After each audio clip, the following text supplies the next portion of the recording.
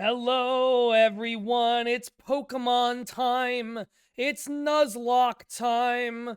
It's why Camilla, you're not the member of the system I usually hang out with on Monday nights. It's such a pleasure to see you. Hello.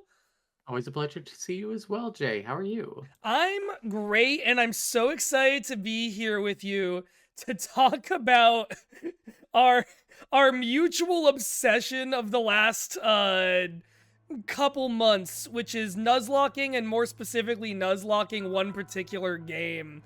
Yep. Um, I've got some okayed for stream use, Insane in the Rain, Pokemon music cover action happening in the background. Camilla, you and I are here tonight to welcome everyone to Nuzlocke School. Uh, we hope you remembered your student IDs, your books, your freaking I don't know, water bottle. I was homeschooled, Camilla. I don't know what you take to school. I went to real college, but that's it. Take notes. This will be on the quiz. Take notes. This will be on the quiz. Let me balance out my audio slightly better there. There we go. We're as part of Moonshot's show and tell week. We're here to talk about Pokemon Unknown. But before we get into it, we're gonna just kind of talk about Nuzlocking in general and what drew you to it and what drew me to it at different points in time. We've got some slides to show, and then we're just gonna talk more about this particular game and why we like it and kind of Nuzlocking as a general thing. Camilla, any thoughts before we get going, or should we just dive right into this thing? No, let's jump into the world of Pokemon. What is it that the professors say right Well, before you? welcome to the world of Pokemon. I remember, here's the version I know from the movies, from the 24 fucking Pokemon movies I watched last year. Welcome to the world of Pokemon. They're in the skies, in the seas, and on the lands of this beautiful world. It's always some version of that. Like, they're always like, you're not gonna believe this shit. We got mammals, birds, and fish. Like, every time they need to make sure you know that they have all three. They're on the ROMs. They're on the browsers. They're even on the cartridge. They're even, maybe someday they'll even come to Fortnite. We can dream. Imagine, if you will, that deal they tried to get for Samus with Samus in there didn't work out, but Pikachu, human proportions, holding a gun, he's there. He's there, everyone. All right. Welcome to Nuzlocke School. This is all about how the right ROM hack can open up a whole new world and make you a competitive menace. So to kind of start off, and this is based on conversations that Camilla, you and I had before we got going, kind of starting with like why ROM hacks. Why ROM hacks, both for throwing specific challenge modes at, and also in general. And I think that's a really big question. I think some of the answer is that, you know, games have gotten more complicated in how they're programmed over time, but like earlier video games are easier to learn how to hack and do things with just by their nature, and a lot of people have done it. Like, we've gotten everything from very basic, let's take a Pokemon game in the Pokemon sphere specifically. This is obviously much bigger.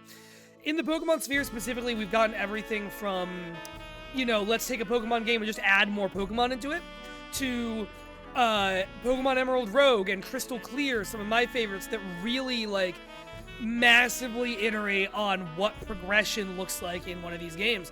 And, a lot of why ROM hacks are what they are is it's just people wanting more out of the games they have, right? And in Pokemon's case, it's also wanting something more challenging out of a series for children. Camilla, I forget, how much Pokemon did you guys like play as a kid? Like, how much actual experience did you have when you decided to start like getting back into doing something with Pokemon on Twitch in your case? So we played a lot of Gens 1 through 3, mostly Gens 1 and 2, and then fell off until Gen 6, which we played like 100 hours of. Started to do Gen 7 and never really fully got into it. Mm-hmm. And we own Sword and Shield, but have barely opened it, I don't think. but it was something where we never truly understood many of the like deeper mechanics, even playing it as an adult playing Gen 6. And we, less so as an adult, but mostly using the little Timmy method as a kid, where you take your starter and you mash A until it gets leveled up, 50 levels higher than every other Pokemon on your team, and then you just sweep the Elite Four.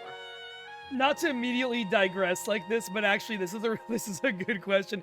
Do you remember as a kid, did you have like full teams in Pokemon games, or were you like, this is my starter, I'm gonna just run through with my starter and make it high level enough that it can just like eke out every fight or maybe get a legendary? Basically that, yeah. Yeah, that was me as well. Shout out to my Swampert and Kyogre that were my only Pokemon in Pokemon Sapphire. Shout out to my solo Blaziken and Emerald. It wasn't until Diamond and Pearl that I started doing full teams.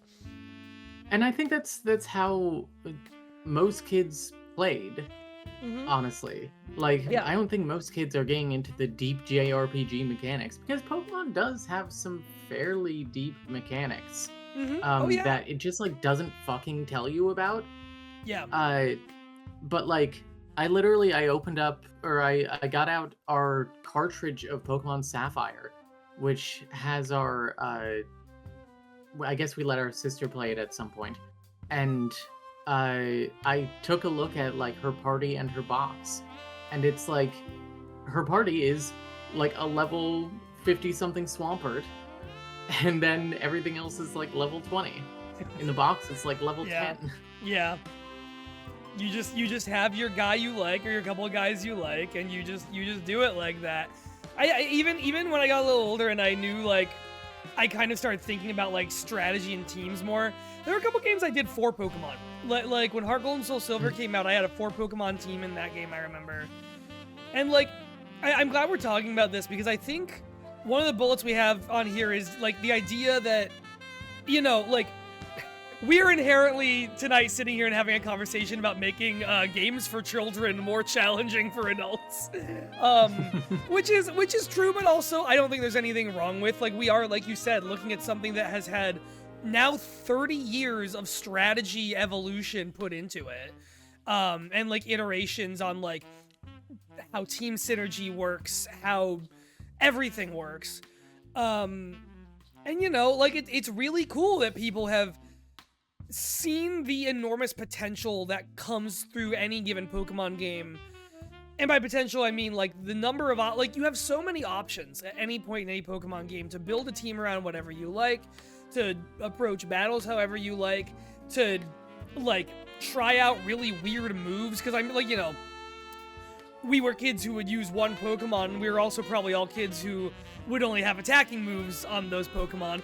Are you that motherfucker, or are you someone who's like learning how like weather works, or I don't know, trick room, or like using confusion a lot, right? Like there's a lot you can do. And I think this all illustrate, like, I think what we're talking about is like, yeah, you can get through a game with one Pokemon if you barge it. You can make a team of kind of little underrated guys and have that work for you. Like, you can kind of twist the boundaries. You can put your hands and legs on all the walls of Pokemon and push at them a little bit in terms of what's like eligible for beating the game. It's true. And so from there, yeah, because basically, like, we're talking about making an old familiar game, twisting its rules and boundaries, and turning it into something new. Now let's talk about Nuzlocke culture! Just Nuzlockes, really. Just, like, what is a Nuzlocke and why. So I think probably people watching this know what a Nuzlocke is, but it's a set of rules made by a webcomic artist in, like, the late 2000s, early 2010s. Only one capture per area, so that's route or, like, building or whatever, cave. And if a Pokemon faints, it dies. People have added other rules since then. You have, like, hardcore Nuzlockes that add other rules, like if your whole party... Some people live by, if your whole party faints, that's game over. Other people live by, you go to the box and build a new team and keep going. Some people change it depending on what the game is, because we'll talk about some ROM hacks are brutally hard, and that's part of it. It's crazy that the like random guy who made an MS Paint webcomic about this in the late 2000s like made a set of rules that there are people on YouTube and Twitch who have built careers out of. Yeah. You're gonna hear us talk about some of those people today. We're probably gonna reference Peach Owl a couple times and like Point Crow, Alpharad, like all these people who have gotten into it over time. So yeah, I don't know about you. I got into Nuzlockes from that first webcomic. I was on board with Nuzlocking from the very fucking beginning. Wow. I think what happened is that I heard the comic like shouted out on a podcast I was listening to when I was a young teen. And I just immediately got into like keeping up with like there's artists I still follow on social media because I read their Nuzlocke comics in like 2011. And I tried drawing some of my own on DeviantArt and it didn't go anywhere.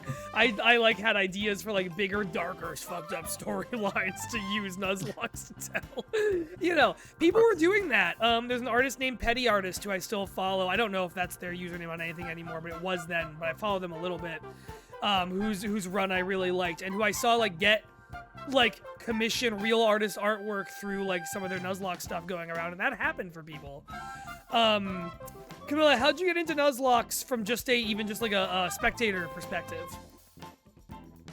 I don't know how. I don't remember how we came across it initially. Eventually, just sort of became a thing that we knew about. We tried a Nuzlocke of Pokemon Alpha Sapphire when that came out. Basically a blind one because it was, you know, a decade or more since we had played the original.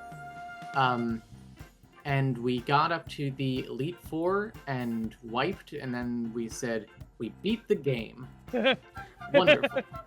Yippee, we've done it. There's nothing more we all know how it ends. Yeah. So, no reason to play it. And then we didn't really do anything further until a couple of years ago. Claudia attempted one, but she like didn't use rare candies and stuff and was just going to like grind out levels and things. And she both got bored and like wiped like 4 times at the beginning of Pokemon Pearl. And basically we didn't do that again until I think at some point Peach Owl's video on Pokemon Run and Bun came up on my like suggested, and I watched that whole thing and was like, I kind of want to play. I'm not going to do that first. I'm going to do like Heart Gold because I think people really like that one, but I want to get into this. Oh yeah. That video came out, I think last April. We're looking at almost a year since then. That Peach Owl, we're talking about Pokemon Challenges, who is a German YouTuber and streamer who has been like, you know, he used to call himself the best Nuzlocker in the world in all of his videos, and like I think earned the title in a lot of ways. He was one of the first people to take on to like beat Emerald Kaizo. He was one of the like 97 people to Nuzlocke and beat Run and Bun, the one that you're talking about, and like he's a guy who's got a little bit of a reputation for being an asshole about some stuff, but has kind of like worked through that to being one of the most interesting and creative voices in Nuzlocking, I think, and so you'll hear him come up a couple times on this. Friend of Alpharad's as well. But yeah, I Nuzlocking's kind of just part of the zeitgeist now, right? Like, it's just part of the, like, the universal vernacular of the internet now. Like, enough so that Nuzlocke is getting thrown onto other games. Like, I saw, I think it was Alpharad did, like, a Nuzlocke of the World of Light story mode in Super Smash Bros. Ultimate when that came out, because you're, like, gathering characters gradually as you play through that thing. And it's just, yeah, it's death mode. It's permadeath mode, but with other rules attached to it. And yeah, it's we wrote down the words post-consumer creativity on this slide and in our notes, and I think that's really like, that's really what it is. I don't know about another game franchise that has a set of fan-created rules that is as well-known and popular as Nuzlocking is for Pokemon. Yeah, very much. I can't think of anything personally, except for like Magic the Gathering is kind of that in a way, where like Commander was something that people just kind of like, that a couple of people started playing as kind of like a challenge kind of thing, and then it got to kind of like a subculture in the Magic community, and then now it's like the way that people play Magic typically. Yeah. Yeah, right. It's kind of a similar. It is. No, it super is. It's just become the method. Like it's yeah. That's a really good point. Yeah, and I mean, like when you're streaming a Pokemon game, you typically do have to say more that this is not a Nuzlocke than this is a Nuzlocke. Yeah. That's so true. And even that, like, you have to say it's not a Nuzlocke. And then, like, people will ask, like, is this a vanilla game? Like, I've gotten people who have, like, I have once or twice streamed, like, a ROM hack of a vanilla game, or a Nuzlocke of a vanilla game, or a regular run of a non-Nuzlocked run of a ROM hack. And both times, you'll get people surprised that what they're seeing isn't both. Like, people are like, yeah, why would I ever watch someone play through Pokemon Black and White regularly where I can watch someone do a hardcore Nuzlocke of Volt White? Like, that's just the way to do it. Yeah. Yeah, and I don't know. Nuzlocking is also cool because every area in a Pokemon game, right, is a little, like, RNG puddle. It's an RNG pond after RNG pond where you've got so many encounters, so many Pokemon that can be there. They all have their different encounter rates. Depending on your game, it might vary by time of day. Or if you're playing Black and White, they have the seasons mechanic in there. There's all these different variables. Do you have something with, like, Sweet Scent in your party? Like, there's all these different things going on. And so to just really, like, lean in and treat Pokemon slightly more like a roguelike as much as anything else, by just being like, yeah, whatever random thing I get here is what I get, then it's fun. There's a reason, like, I don't know, roguelikes and roguelites as a genre have only gotten bigger and bigger in the last, like, 15 years, with Balatro being the last, like, super huge example. And I feel like Nuzlocks come from the same thing of, like, it's cool to know what's possible and just let the actual decision of what you'll get be put out of your hands. Because, like, once you do that, you can put more thought into the other decisions around how to play the game. And that's just kind of neat, you know? I agree. I think that oftentimes, even if I'm not going to Nuzlocke a game, like I played a ROM hack back in February, where I wasn't playing it as a Nuzlocke, but I still mostly did like one encounter per route. Mm-hmm. Just because I like the restriction. Sure, yeah. I've done that. I've even done, like, catch everything, but if a Pokemon faints once or faints more than, like, 3 times, then it's out of the party. Like, it's just a good series for kind of changing the rules how you want. Let's talk about Pokemon Unknown. I would love to. Hell yeah. Pokemon Unknown is like a statistical majority, or at least large amount of Pokemon games, like a majority of Pokemon hacks, it's a Gen 3 hack. Like, as with about half of that majority, it is a Fire Red hack. In Pokemon Unknown, all fights are randomized by type, so that means, that means, you know, like, every trainer, whatever Pokemon they have, if they normally have a Diglett, it could be any ground type. If they normally have a Clefairy, it can be any fairy type. Jigglypuff, any fairy or normal type. And there's variations with that, with, like, Team Rocket and everything else. And then gym leaders also are that way. And are also just kind of harder than they'd ever normally be. Random starters, huge encounter pool. Do you know how many Pokemon are in Pokemon Unknown? I didn't actually look that up for this.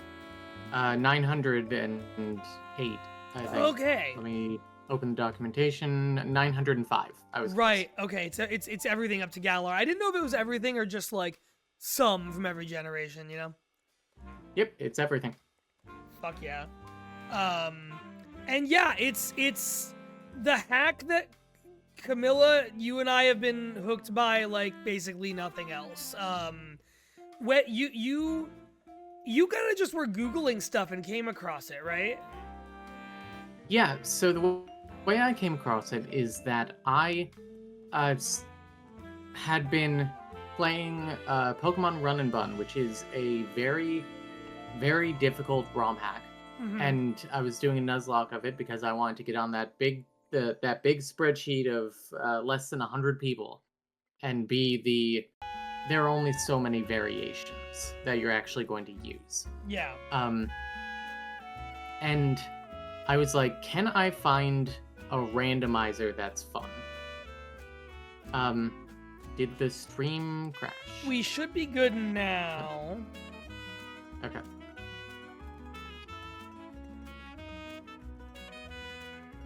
Okay. So, what was I going to say? Oh yeah, so I asked myself, like, can I find a randomizer hack because I need something more stimulating for my brain. Mm-hmm. Even if I have to, like, beat my head against the wall of a ROM hack, I can at least stay a little bit stimulated by having, like, various encounters. Right. And I saw somebody recommend, like, a platinum randomizer, but then somebody recommended Pokemon Unknown. Mm-hmm. And I looked at the site for it and saw that, you know, it's a randomizer that is not just utter fucking chaos. And that is something that I really appreciate about it, where there is a huge amount of variation, but you're not going to find a fire type by fishing. You're not going to get a legendary as your starter. Right. It is like still the same scaling experience, but it's just more varied. And the fact that other trainers, like the trainers you come across, are also randomized, and the gym leaders and stuff as well was like a huge bonus. But also the fact that the gym leaders have either one ace or later on like 2 to 3 aces that are like guaranteed to be on their team. You can at least plan around that. Yeah. Also, the Pokemon that Oak shows you here is always random, I believe. Let's see what we got. Hey, it's a Meditite. And there we go. And we actually have Brazilga, the creator of the ROM hack, in the chat right now. Wonderful. Brazilga, thanks so much for being here and are with us very often as you are. Yes. It's a great hack. I really deeply enjoy it. Even though I right now I'm taking a slight break from it because I've been beating my head against the Elite Four for like a month on various runs. Yeah, which is going to be its own whole thing to talk about. Yeah, because another thing about the borders of the randomizer is that you know, the champion in the Elite Four is never going to have like a Spinda as their final Pokemon. It's like Moonshit. Wow, Moonshit. Is that your name? Yep, it's what fit. The Moonshit fit. But it's something. The teams, as you go up in difficulty or as you progress through the game, the teams get harder and the pools that gym leaders and the Elite Four are willing to pull from are more upper tier Pokemon, including like, you know, each team in the Elite Four has one legendary. Mm-hmm. Yeah, which is No, please keep going. No. Okay. Go ahead. Yeah, which is really good scaling. Like you mentioned earlier, run and bun and and like the list of names. Like so, Pokemon Run and Bun and Pokemon Emerald Kaizo and the other Kaizo hacks, and I think Renegade Platinum and like I think Volt Black or Volt White. I don't know those as well. Like they all have this thing where there is a sheet documenting every fucking fight in the game, and you are always planning your line against that fight. And when we say line, we mean like kind of a series of if-then statements. Like, if this happens, I do that. But if X happens, I do Y. But if Y happens, I do Z. From Z, I can go to Q. From Q, I can go to R. Like, it's just that kind of like planning your chain reaction, and then like, can you pivot from the intended chain on the fly if you need to, or do you have like multiple case scenarios planned out, or just kind of how do you approach that? And this game isn't like that, and that's like the fact that this game is fundamentally not like that. Your mileage, I think, may vary on, but I think especially like I'm really glad that it's what you got into, Camilla, because I think it is so smart that it takes this thing that you can just make a singular boss fight that you have to slam your head against a million times, and makes it something where you're planning for types of threats rather than specific threats. And I gotta be honest, I think that's more fun. Like, I think that just is more Agreed. fun a lot of the time. Agreed. Like, Run and Bun is basically notorious for needing to sit down and plan out every fight as a dance, as a chess game that you are playing both sides of. Yeah. And which is difficult when the game has randomization to it. Where like even if you plan meticulously, sometimes things will be different because like the AI, the like switching AI in that game will switch different Pokemon in based on the current health of your current Pokemon. And things like that can just fuck up your entire line. Yeah. And a lot of the incredibly notoriously difficult hacks jack up the difficulty in a way that I feel is artificial, in that they give you bad Pokemon, and basically only bad Pokemon. Or, you know, at best, middling Pokemon. I feel like Run and Bun tends to be more middling than explicitly bad. Mm-hmm. But, a lot of stuff that's maybe good for one fight and then kind of loses it.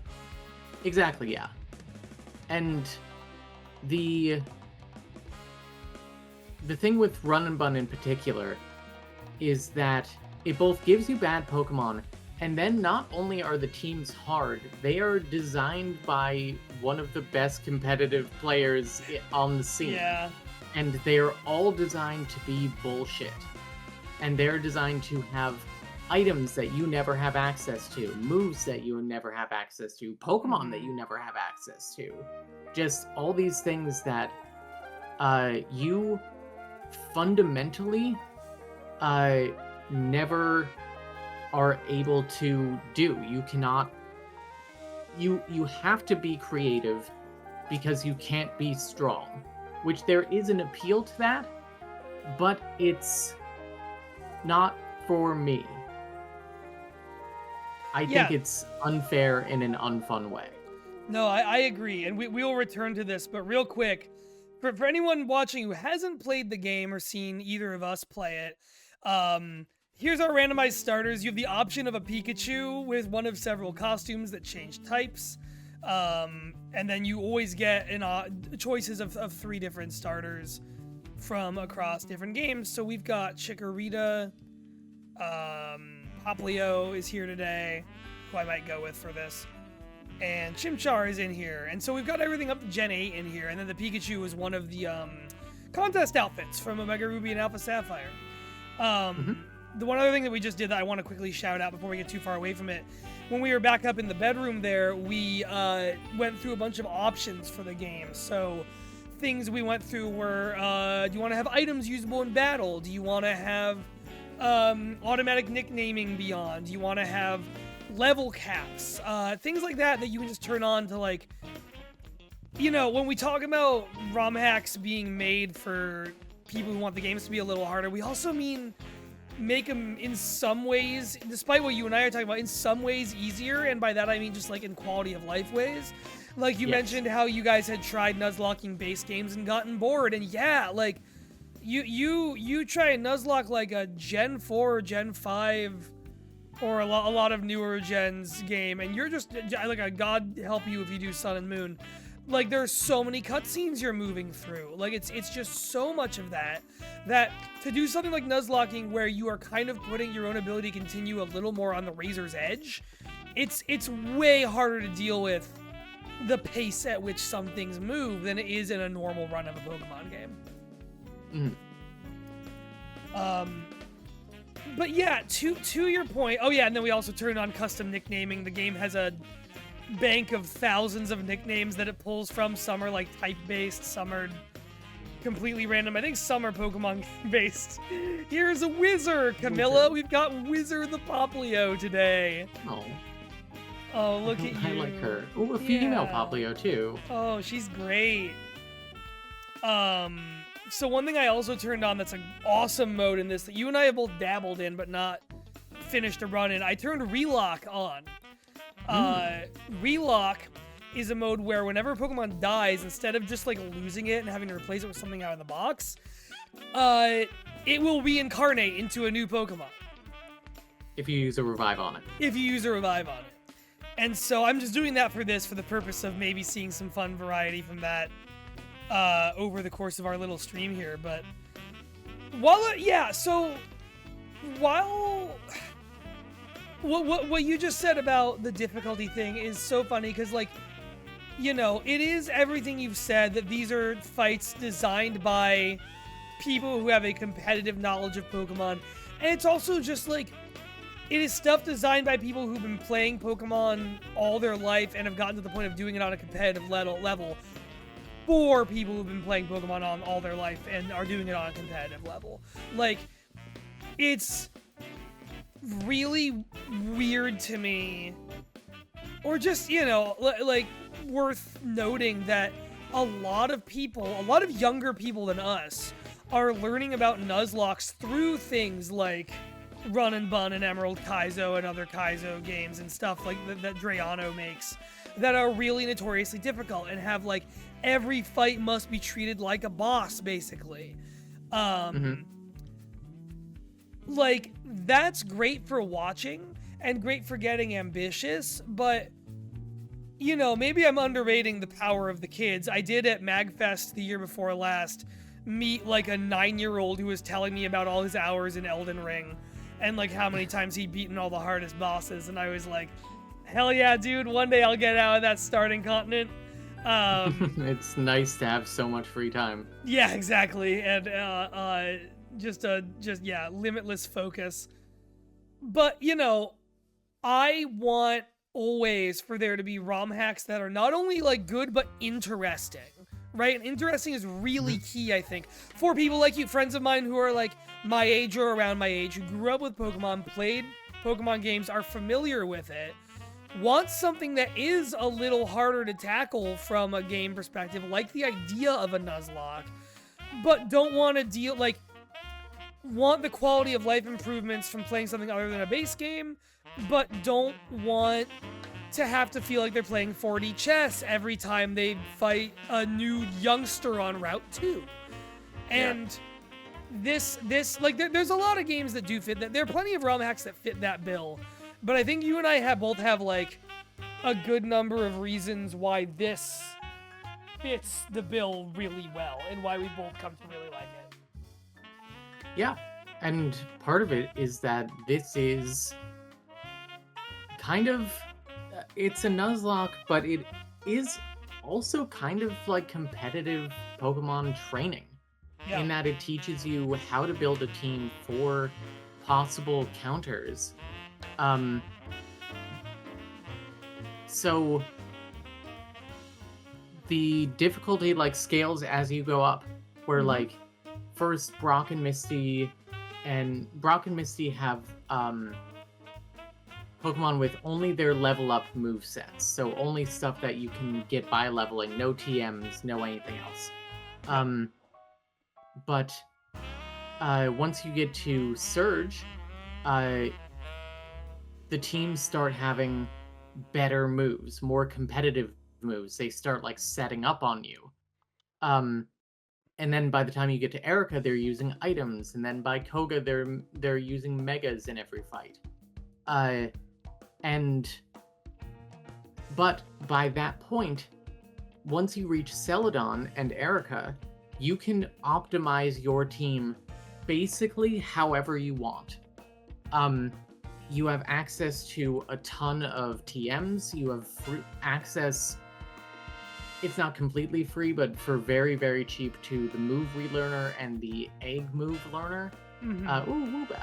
Yeah. And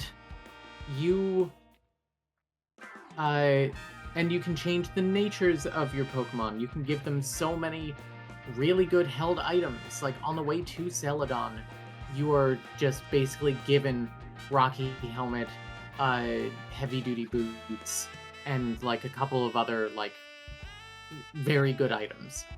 Like competitive standards. And you've also been given a lot of opportunities by that point to like soup up move sets. Like you encounter tutors who teach the 3 elemental punch moves in outside Mount Moon and stuff like that.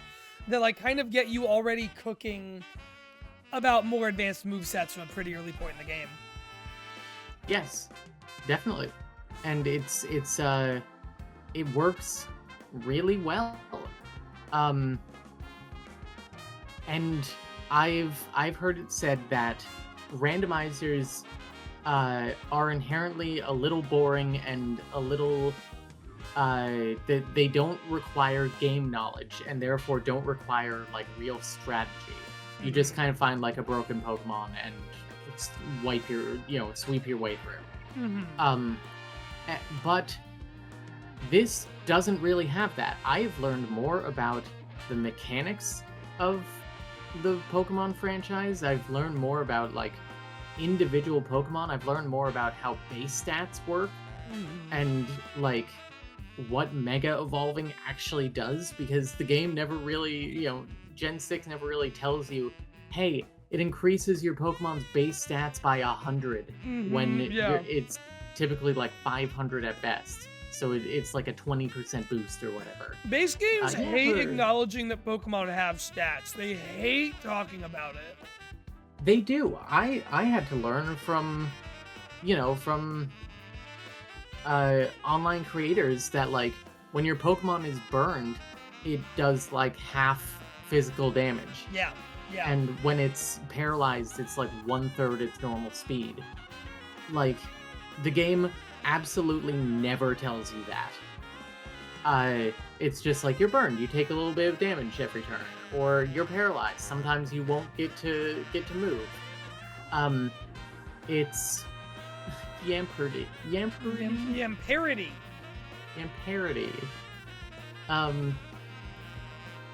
But it's I have learned a lot about that, and I've learned about how to build a team. Yeah. Even though I can't go in and prepare a gigantic line for the Koga fight, I have kind of learned how to like vibes-based build a team. And that's been a huge skill, not meticulously planning all the time. Being like, each gym leader has 4 on-type Pokemon and 2 off-type Pokemon. And I'm like, well, I'm gonna do 4 on-type counters and 2 off-type counters. Send it. Yeah.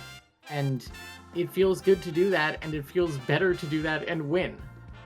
And... What? Yeah, but 4 on-type, 2 off-type. The 2 off-type are usually meant to be like a counter to whatever counters you would be bringing for their main 4 Pokemon. Their 4 on-type Pokemon. What that means can vary a lot more than I sometimes, like... I find myself constantly being pushed to actually have the right answer to some situations. Here's Achoo, the deerling. Achoo. Achoo. Bless you. Oh, bless you, you blessed little baby. But that's the cool thing too, is, you know, like, I have more abandoned Nuzlocks than completed ones. Just between like times I've done exactly what you guys did and like started something up on a base game and not finished it. Because sometimes that's just a little slow. Or like it's in a game where I don't remember where to go next time, not super paying attention. I just go, all right, whatever. Like, I have plenty of those. I have done this a lot. I watch people who do this a lot. And even I am finding myself in situations where I am trying to strategize enough to get by and I'm not. And like I'm missing something. Or I'm caught off guard in some way that's like a learning experience. And it always is a learning experience.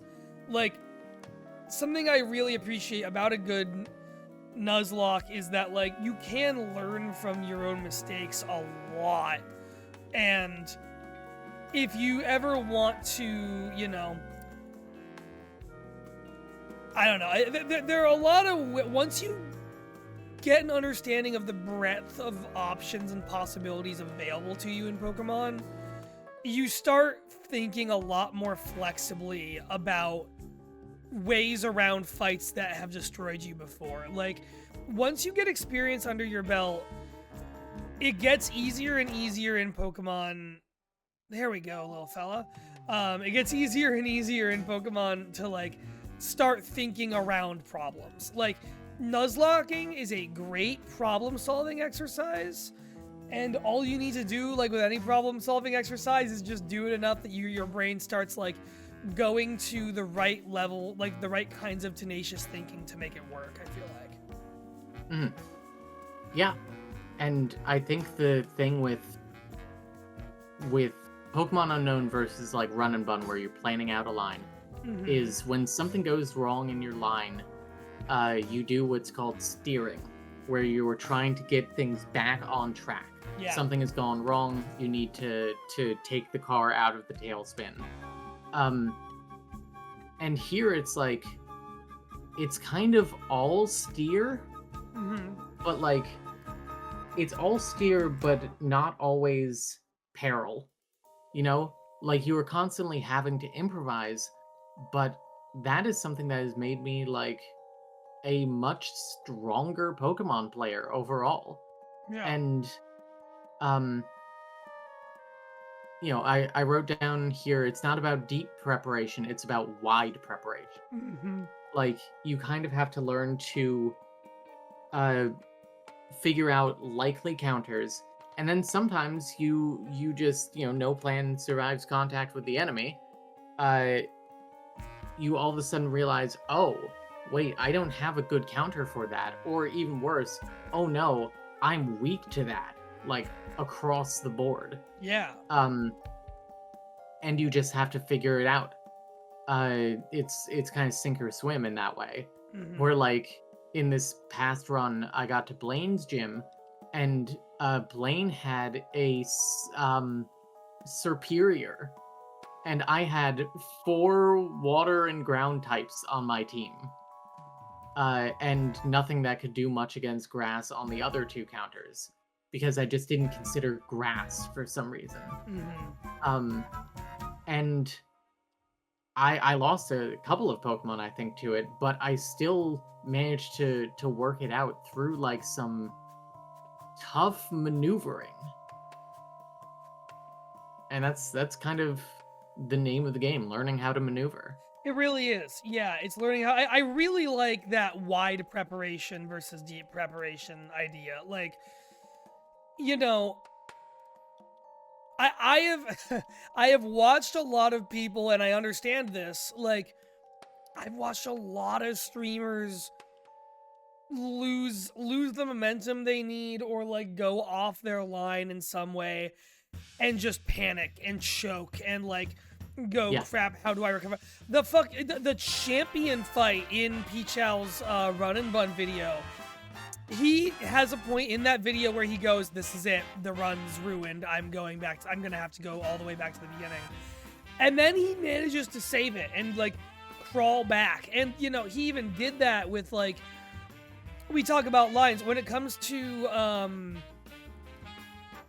and I don't know if this is something I think is better or worse about your Kaizos and runs and buns versus something like Pokemon Unknown, but it's different. Is that when you look at those really hard fights in Run and Bun and Kaizo and the like, you can look at other people who have done those fights and find out how they did it, but two things happen. One, if you're like Pichao, who was, you know, I don't know, number 50-something maybe to beat a Nuzlocke in that game. 26, thank you. Way earlier than I thought.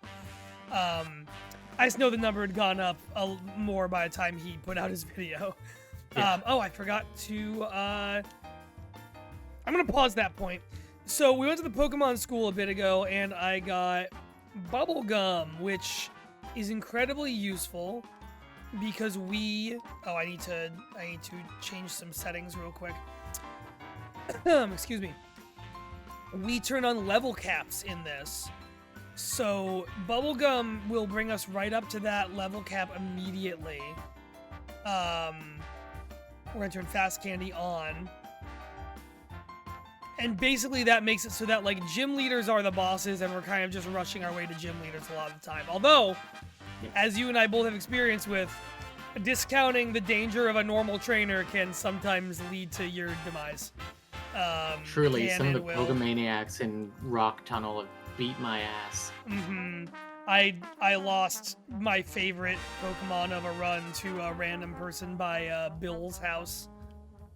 Oh no! That was where we lost the Guts Swellow. It was awful. Oh. That was where that happened. You hate to see it. You sure do, man. Oh man, man alive. But yeah, you know, in those fights, like when Pichal is doing that, he has 25 people who he can watch, who he can like study how they did what they did, right? And I assume that's something he did at some point. I don't think we really even need Baby Doll Eyes. But in that Elite Four, like, he brings someone that no one else had brought before. He had a Cresselia that he put on his team that no one else had used in a victory lap. And so, like, two things happen there. One is that he's planning his lines based on bringing something that he hasn't seen anyone bring into that Elite Four and Champion. Mm-hmm. And two, you know, like, he's trying to be flexible and operate on the fly with a Pokemon that he's used in his run, but that he's never used against that Elite Four. I think that's the only run that got him to the Elite Four, unless I'm wrong about that. Correct, yeah. And, like, you know, you can kind of sink or swim with that. You can either, like, stay flexible against that kind of adversity, or you can kind of choke. And he managed to stay flexible and win it. But the thing that happens in Unknown is that the way Unknown works, you're encouraged to think differently than you are encouraged to think in any game with documentation about its trainer battles, right? Yes. Where, like, in anything in Kaizo or Run and Bun or anything, you're going, all right, let me look at what does this team have? Can I parse what the strategy is, and how do I think against the strategy? All you really know is types in Unknown, and that's good. You know less, and it's good. You know less, and the game is kind of better for it, because you're able to say, what is the category of thing that I know, types, and number of Pokemon in the team, I guess. And more if you're, you know, doing subsequent runs and you remember some stuff about, like, all right, Brock usually has the Onix. What's the Onix have on its moveset? But, like, camouflage. I'm sorry, Ichu. Nah, not bad. But, you know, it doesn't even have any nature or any like terrain moves. So I think it's based on where you use it. Like, it'll be different if you're in a cave than if you're in the grass. Well, you know. But yeah, I don't know. It just tells you, like, hey, here's this one category you can plan for, and here's all these categories you can only kind of guess at. But then pretty quickly, and like you said, like the sort of mid-game, around Curse of Guy still eating dinner while streaming. The mid game around Erica, like, you're buying battle items, you are buying mega stones and Z crystals and evolution items, and you're making, like, suddenly, oh, I have a competitively viable Gallade or whatever. Like, suddenly way bigger things are possible for you. Yeah, exactly. It's, it is really interesting in that regard. And, you know, even when you stomp a team, it feels satisfying. Yeah. It feels satisfying to stomp them because you have put in the fucking work to do so. Like, you're not just going through, you know, in the early game here, you're not sweeping Erica with like, Articuno or something. Yeah. You're sweeping her with, like, Scolipede. And it feels good to kind of get to love your Pokemon in that way, where, like, you know, we've talked about the something kind of inherent in Nuzlocke is that you get attached to your Pokemon. Like, that's the idea. Mm-hmm. You get attached to them. It means something when they faint because you lose them. And I think that all of the runs that I have had that I've gone, like, any sort of distance have at some point had what I've called, like, a mascot to them, where it's like, this is a Pokemon that oftentimes is kind of like a sleeper hit. Like, in the first half of a run that I did, I had an Ambipom that was just beating the shit out of every team. And yeah, Scrafty, shout out to Elmer. Scrafty is a great Pokemon, one that, like, I came to really love across a couple of runs. And one Pokemon, Mantine, became my favorite Pokemon, period. Because of one particular Pokemon that I had. One particular Mantine that I had on my first run that made it to the Elite Four. And it was something where, like, is Mantine the best Pokemon? No. But, I mean, it's kind of the poor man's Gyarados. But, like, it's good enough, and I'm attached to it. It was something where, like, Foamy had survived. I wound up looking back at some of the VODs of that run, and I got Foamy on the SSN, and it's not like she sat in the box the entire run or anything. She was coming to fight after fight after fight, and I was just kind of, like, sleeping on her the whole time. Where I was like, you know, with Blaine and Giovanni, I was like, and if we lose Mantine here, we lose Mantine here. And no, she stayed and survived, like, time and time again. And it was like, I can't not bring her. That's my buddy. Yeah, she becomes part of the essential crew. I had a 3-way Soul Link a year or two ago where we were playing Heart Gold and Soul Silver, randomized. It was the Gen 1 through 4 national decks randomized, and I ended up with a Cherim that was in my party, and it was a Cherim that was linked to really good Pokemon from both of the others that I was playing with. Cherubi and Cherim, not a line of Pokemon I've ever seriously thought about using. They're not what I would call particularly good or particularly exciting, but I just ended up using it. It had Sunny Day and Solar Beam because its whole thing is it form changes in the sun, and I think it's a stat boost.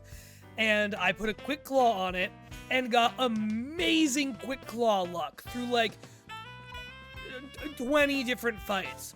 And that thing just kept being like, nope, I do Sunset up first. Nope, I Solar Beam first. Like, every time I needed it to, it just became, and I got Petal Dance on it. Like, it was just this incredibly surprising sweeper that did eventually die, and I forget even if it was me who killed it or one of the others, but it was the mascot. It was great. Last year on my own Twitch, which you and I have been streaming unknown on our respective personal Twitches. For anyone watching who doesn't know that and is wondering why they haven't seen that out of the Moonshot Twitch.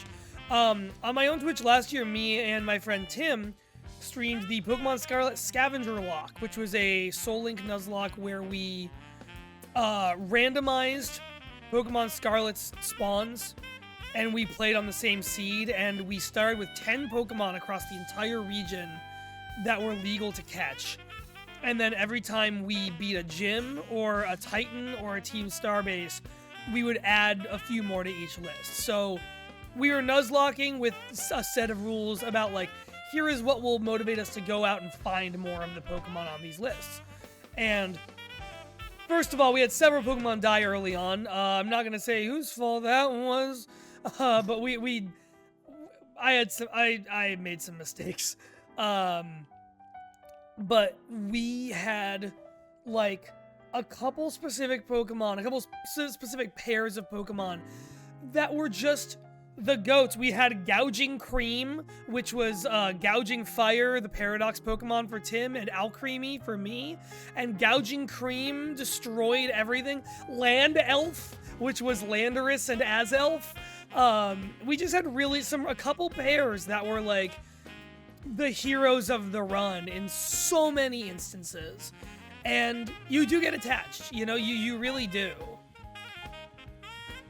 Yeah. Yeah. And, you know, when you lose that Pokemon, and when it's, like, explicitly your fault, not just, like, bad RNG or anything, yeah, it sucks. It's demoralizing. But, like, I think one thing that Unknown... Oh, hey, Cherubi. Yeah, speaking of Cherim, this motherfucker starting with a Cherubi. Fascinating.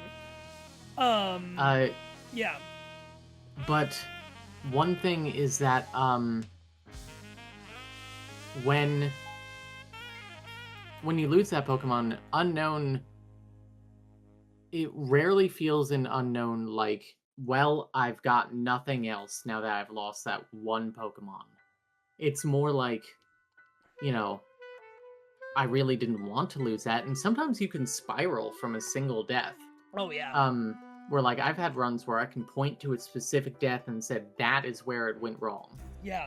But I had a Crobat in this most recent run that was, like, my mascot for the run. Mm-hmm. And I lost it in, like, kind of bullshit way. And that was still, like, my fault.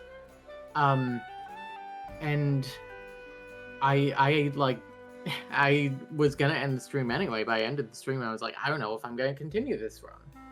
And then I like came back later in the evening and looked at the save and I was like, oh, I have like fucking 10 other good Pokemon in the box. Yeah. Which is so but, like, often... there is that kind of wave. Mm-hmm. Yeah, it's so often how it goes, where you just, yeah, like, one bad loss can make you feel like... I mean, God, I've had several of those in my last couple sessions, where we lost... I referenced a good Gallade a few minutes ago. Had that. Don't have it anymore. Rip yeah. Pussy. Rip, yeah. Rip Burner also on this team. I let him croak to a Rock Tomb because I didn't know if we outsped Onyx. But yeah, you know, like, I lost Gallade, a Guts Swallow, an Electivire I really liked, a Lucario I really liked, our Marshtomp that we'd started with, and I think something else I'm forgetting all over the course of 2 streams. And that does feel incredibly bad. And you had asked me about this before when we were writing notes for this. You'd asked me, like, how do you get over a bad loss? And yeah, I think, like, looking in the box and seeing other things that feel viable and being able to imagine them being viable is really a big part of it. Because, like, I have always been an advocate of advocate. Personally, I have always enjoyed if you team wipe, but you have more Pokemon in the box, go into the box, build a new team from there, and keep going. I know that isn't technically hardcore rules, but it's just what I think is more fun. I'm not thinking about what's harder, I'm just thinking about what's more fun and kind of interesting. And, like, it also comes from... I've shouted these guys out a couple times, and it's so funny because they're not active anymore. One of them is on his own Twitch. There was this YouTube channel called Captain Papums that I found in college. That was just these two guys doing Nuzlocke. They had like 4,000 subscribers. Just doing Nuzlocke of some like light difficulty tweak. They did some Drayano games and some like lighter difficulty ROM hacks. One of them I don't think has a presence anymore, but the other of them streams under the name Case. I think Casey Excellent is his name, and he's still got a community. He still streams. Shout out to Casey Excellent, if that is in fact still what his username is. I believe it is. But they had this one run. First of all, they introduced a rule to me that I really liked, where I don't know what I'm doing here right now. I'm just kind of like trying shit at Brock. Which, by the way, we have an enemy team thing we turned on, so you can see his full team. We got 2 we've killed so far. He has 4 rock types. The Geodude is always either regular or Alolan. Onix is always there. Kabuto and Dwebble are pulled out of a pool. And then the Cherubi and the Pumpkaboo are both Pokemon it picked as counters to things we could have brought. So in that case, presumably it thought, oh, they chose the water starter, we're going to put 2 grass types in here. I will say the game never looks at your team when constructing a team. Does it not look at your starter choice? It does not look at your team at all. Okay, I kind of assumed... It just builds counters to like the general types that are strong against its normal types. So there it was like, you are likely to bring water against rock, so I'm going to bring grass. Sure. But something Captain Papums had was they had this rule that I don't know if they pioneered or not, where you have your starter Pokemon, and if your starter dies, then whatever is the next oldest thing in your box becomes your new starter. And I really liked that rule, as like, 'cause that's another thing about Nuzlockes, right? Is like, sure, it's a core set of rules. Gesundheit, my cat sneezed. But you know, sure, it's a set of rules, but it's also rules that some guy made up, and you can add and change more rules whenever or however you want. Like, the starter rule is a fun way to just, like, augment what's going to be in your team and, like, what the rules are about what can be in your team. But the other thing I learned from them is, I checked in with them again after Sword and Shield came out, and they did a run of one or the other of them. And they got to the... Sword and Shield are not very difficult Pokemon games, but they have a really hard champion. Leon is a pretty fucking brutal... Like, I really like... I don't... There's a lot of fights in that game that I think are kind of whatever, but Leon's a really good champion fight. And... You know, like, he starts with a friggin' Aegislash that is a really difficult, like, opening wall to deal with. He's got, you know, he's just got a lot of shit. And... they team-wiped like twice to him. They were on their 3rd team. And I would not say... You can get some good encounters in Sword and Shield. I forget how they handled the wild area, if they just did like 1 capture per sub-segment of the wild area or what. But, what they ended up doing, their 3rd team had a Shuckle in it. That they were like, okay, I guess we're gonna train this Shuckle up and like have it do its... constrict and defensive stuff and like stall tactics, toxic and everything. That Shuckle was the last Pokemon standing, killed Leon's Gigantamax Charizard, and won them the champion battle. That's great. Like, and it was incredible.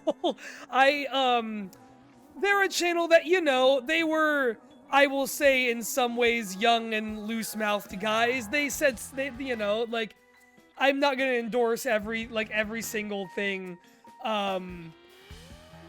Proceed with caution. Viewer discretion advised for, like, some language and stuff on there. It's a little bit alright, buddy. But, like, the stuff that happens... Like, if you have... Just look up Captain Papums in that video, and you will just see a really interesting way of ending a really difficult champion fight. Astonish is not going to work here, is it?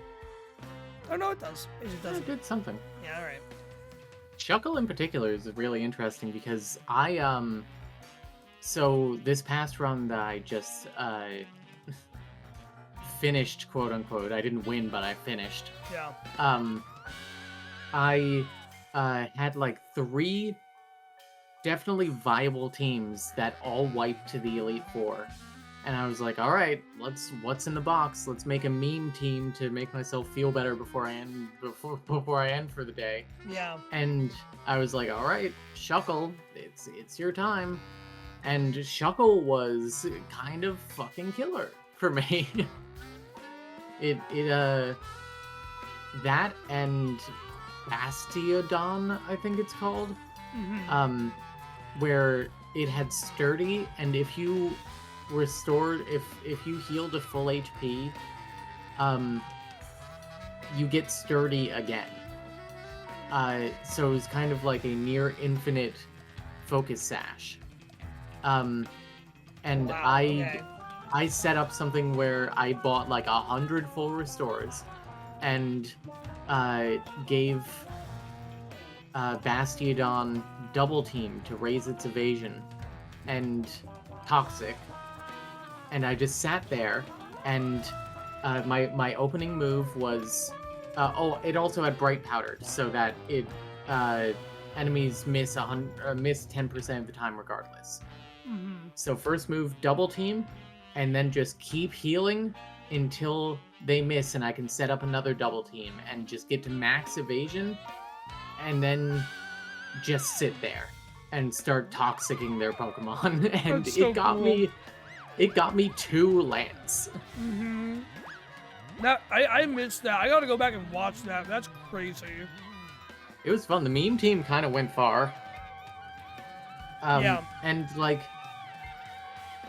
I'm not gonna necessarily discount Bastiodon after that run. Where like you look at it and it's got kind of objectively terrible stats outside of its kind of bonkers defense, same as Shuckle. Yeah. But it was an interesting strategy that I was excited that I tried it and it kind of worked. Yeah, you can make bullshit work in this game. Real quick, relock rules are on. Burner and Ribot have died. We have 1 revive. I'm gonna go by a second. So, like we were saying earlier, relock mode in this, when a Pokemon dies, you can reincarnate it. And there's no limits to what this Pokemon can be. It can be a legendary, or it can be a Nincada. Or it can be a Nincada. Now that's a burner if I ever saw one. And we should, like, you and I have both played this mode, relock mode, and then not really, like, did you get to the Elite Four on your relock mode run, or did you not? Oh god, no. Yeah. I got to the Pokemon Tower rival fight. Right. And I just wiped over and over and over again. That's right. And I was like, okay, the way that I'm doing this, which like is not exactly how it was designed to be played, where No. I was just like, the first 6 Pokemon I catch, that's it, and I'm gonna be reincarnating them forever until I win. Because I was feeling tired of thinking about team composition. And it actually kind of taught me the value of team composition. Yeah, it matters so much. Team comp matters so much, especially because like part of how it works. Just to illustrate it visually here, let me go to Burner, the new Nincada. In case it didn't set in fully earlier, motherfucker still got Houndour's moves. Those are still Houndour's moves on this Nincada. Nincada has good physical attack, less good special attack. We're not using Ember very much. We're not getting stab on any of this. Like, you can get put in really interesting positions with, like, maybe you have for some reason a Shedinja and it has something that eliminates one of Shedinja's biggest Wonder Guard threats. Like, it can be good, you know? Like, maybe you have a moveset normally kind of exclusive to slower Pokemon on, like, a speed boost Blaziken all of a sudden. Yep. It can go one of a lot of ways. Oh shit, Ribot is getting some good action. That's Uri Geller himself over there. Wow. This too is Yuri. This too is Yuri. There she is. With with Nary. So what I've done here is gotten rid of the one special move Ribot had before remembering that Ribot could reincarnate into a special attacker. And there you have it. So yeah, we're playing the mode that we have not fully cracked for Nuzlocking, but is very exciting. There was something we were just talking about that I wanted to like use as a jumping off point. Oh, I wanted to ask you, as someone who is newer to getting back into this, because like we can talk about strategies all day, right? Like you just laid out some good ones of yours. Me, when I got to Celadon, I went like air balloon, eject button. Here's all these competitive items I know that I'm so excited to see.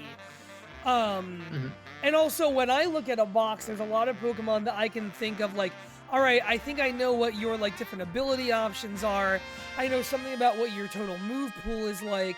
Like, I can do a lot of thinking around you and what you're able to do. You came in with less experience in a lot of ways. What's it been like learning this stuff again? And what do you feel like have been the biggest hurdles in like learning how Pokemon you're not familiar with work, or just things that you're not familiar with are? I think that there is often a jump between knowing that a Pokemon is good and knowing how to use it. Like in the Elite Four run that I did that you commentated on live, I had a Zarude that died in like one hit to something, and I said I hate Zarude, and you said in your commentary, like, well, you're not using it right. You can't be upset that it's not the thing that you want it to be. Yeah. Something along those lines. And the thing is, I don't know how to use. I still don't know how to use Zarude. Right. But there are some Pokemon that I did learn how to use. I learned how to use Gardevoir. Right. Yeah. Gardevoir can be really powerful.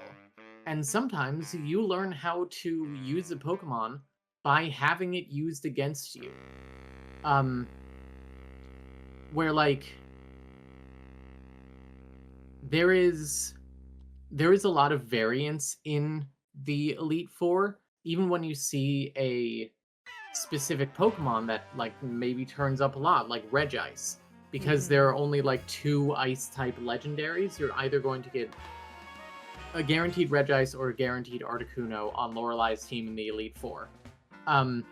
But there are multiple versions of Regice specifically. There are probably multiple Articunos, but I tend to notice that less because I feel like I see Regice more. And one of them was a Regice that has Weakness Policy, which is an item that when you get hit with a super effective move, it raises your attack and special attack by 2 stages. So you basically get like free Nasty Plot and free Swords Dance from getting hit. And Regice tends to be slower. So the computer sets up a threat for you that you don't know about, where you hit Regice with a fire move. If it doesn't one-hit KO, it's coming back at you with Ancient Power or something that will kill you when it's raised to 2 stages. And that kind of taught me an interesting lesson about like Weakness Policy and bulky Pokemon and slow Pokemon. And it's the other bullshit one is Bruno's Blaziken, who has Speed Boost as its ability, so it gets faster every turn. And it has a Focus Sash, so if you try to one-hit KO it, it's going to live on 1 HP. And then it has Reversal. which does Yeah. more damage the less HP that you have. And so there was a dress rehearsal run that I did because I decided to just basically cheat and see what types of teams the Elite Four could have. Yeah. Instead of having Sylvie, my wonderful girlfriend, build me some practice teams that were, in retrospect, way more bullshit than the Elite Four ever has. But I did a practice run where Bruno's Blaziken was the last Pokemon there, and I hadn't seen this strategy before. So it's like, cool, it only has 1 HP left. And it swept my entire team with that 1 HP. Mm-hmm. And because I didn't have a priority move that could always hit first. Which I learned, go put one on at least one Pokemon just for that shit. Oh yeah. You always want one on something. Yeah, learning weird bullshit strategies is interesting. I saw a Focus Sash Shedinja like last week. And I was like, oh my god, that sucks so bad. That's love so it. Cheesy, yeah. Sure, or like, do you know what Guts, like Swellow with Guts, do you know why that's such a big deal? Because it's a big physical attacker and Guts boosts your attack. Oh, and it's normal type, so Facade is a stab move. That's it, yeah, because Facade also scales off having a status effect, which means it's boosted by Guts, and then it being a normal type gets stabbed. It's those three things working in succession that makes Swellow a fucking killer. And it's just stuff like that like you only can learn by being utterly destroyed by it, right? Like, this motherfucker's got speed boost. Look at him. I remember you were looking at your box in one of the runs you were streaming, and I was like, hey, you got that Yanmega in there. You could give that guy, you could buy an ability capsule and change that thing's ability to speed boost and, like, put Protect on it and, like, basically, like, oh, okay, I have a Pokemon that raises its own speed every turn. How can I build the maximum number of opportunities it'll have while it's on the field to boost its own speed? That's what that Blaziken you fought, that you're talking about, had. It's stuff like that that's just, once you learn how the ability works, is so much fun. And, like, another thing that this game does really well is it gives you, what am I doing here? I'm fucking, yeah, Wizard, you're fine. It's bugs. Another thing this game does really well is, I just deleted my own point from my brain in the point of trying to reach for it. We're gonna just give you a bubble beam and down you go. Unfortunately for you, you are a Burmy. Oh yeah, sorry. The other thing is that, like, we've talked about how once you get to Celadon City, battle items are available to you. Mega Stones and Z Crystals are available. Evolution items, a bunch of TMs, like all that shit, become available to you. And what's exciting about that is that you get the tools to just fuck around with this stuff. Like, a strategy that I came up with that I'd never thought about doing was my two kind of lead Pokemon for double battles, and it was just one of them or the other a lot for singles. I had this Electivire, and I still have this Malamar that I really loved in the team. Malamar, by the way, topsy-turvy. You want to talk about moves and abilities that you never would have thought to have used in normal play. The move Topsy-Turvy on Malamar, which inverts all of your opponent's stat boosts. Never really perceived it. Haven't used Malamar much before other than in another ROM hack. What a killer thing that is. I've used, because, like, in a game like this, enemies are buffing their stats from pretty early on. You're seeing Hone Claws. You're seeing, like, early Swords Dances. You're seeing all these things. And so, first of all, Malamar had that going for it, but then Malamar and the Electivire in the team, one of them had Reflect, the other had Light Screen. I had an air balloon on Electivire, so I would either bring Electivire in on a Pokemon where I knew having air balloon would get me an advantage for a turn to, like, kill something that could counter me with a ground move, Alternatively, I would put Malamar in a lead with eject button. It would set up a screen. It would get hit. It would eject. Electivire would come in. If needed, Electivire would set up the other screen, but usually Electivire would just kill whatever was out there. Then they send something out that uses, physical attack instead of a special. Great. Put up the other screen, go to town. You have Air Balloon as insurance, so if the thing that the AI sent out against us is a ground type, it's still going to have to kill a turn trying to hit us with some other move that'll still do damage, but not nearly the damage it would have done. And it's just these strats like that aren't necessarily what you'd see, like, at fucking Nationals or in Run and Bun, but are not only functional strats in this, but really, really good strats in this. I think that's one of the things I like most about Pokemon Unknown, is that there are so many strategies that are like fine in normal Pokemon or in a lot of other Pokemon games and ROM hacks that are genuinely like can be top tier here. And it's not that they're top tier because the game is easy, it's top tier because the game is just hard enough. Yeah. And that rips.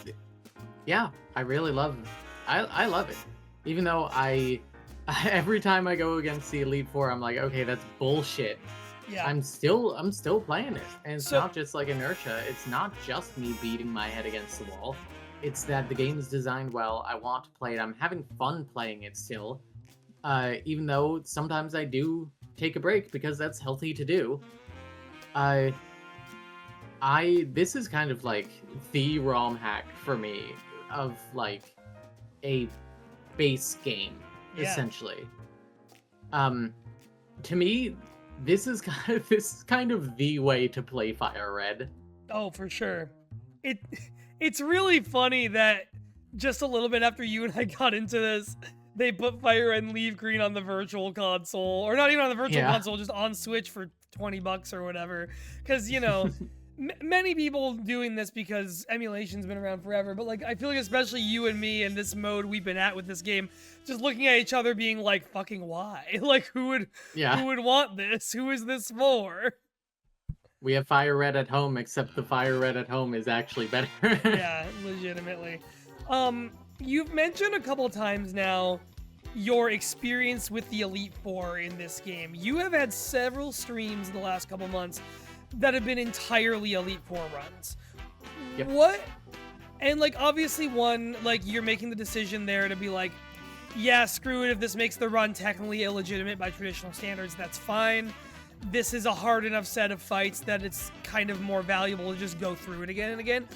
Talk to me about like, what do you feel like you've learned, like deliberately deciding to go against the same set of fights over and over and over like that? Like, what do you feel like you've learned both about those fights and in general? Nuts, I was hoping to disable Sand Attack.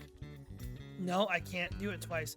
What has that experience been like? Because you mentioned Sylvie building those teams, you mentioned me and Sylvie commentating, you mentioned some moments, but like, what has it been like? It almost feels like the rest of the game is a precursor. Does it feel to you like the rest of the game is a precursor to you getting to the Elite Four again at this point? Yes and no. I feel like the first half of the game is kind of that. Mm-hmm. But Agreed. Once I get past Koga, it's like, fuck, I gotta plan for like the final 8 difficult fights before the Elite Four. Because all of those have typically been pretty fucking killer. Where like, especially Sabrina, my best run against Sabrina happened on this run, and I still lost 3 Pokemon. I've not done a Deathless Sabrina yet. And same for Blaine and Giovanni. Giovanni I almost did. But it's not all just precursor to getting to the Elite Four, but there is a point where it's like, I need to start thinking about my Elite Four team. And I need to think about like, can I bring this Pokemon to this boss fight, because I might need it for one of the final boss fights. Yeah. Where like I lost an Articuno to Giovanni, and it was like, fuck, I really needed that for Lance. And like, maybe it makes it, to some degree, it's like, maybe think about the fight you're on right now, but a Nuzlocke is kind of a resource management game. It absolutely is. And that's one thing that I have learned. Where like, especially at the Elite Four for me, you just kind of start watching your resources dwindle away if you are beating your head against it. Where it's like, the last run I did, my first team against the Elite Four was like 3 legendaries and 3 mega Pokemon.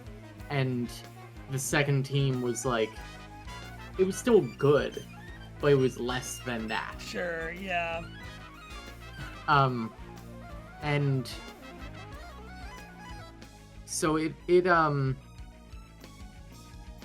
was strange, but the thing that I learned from the Elite Four is how people who are good at Pokemon make teams or make individual Pokemon. Because the one strategy that you always have that the computer never has purposefully is you can have synergy within your team. I've kind of abandoned like cutesy strats where it's like, this is the thing that my team does. I tend to prep wider now.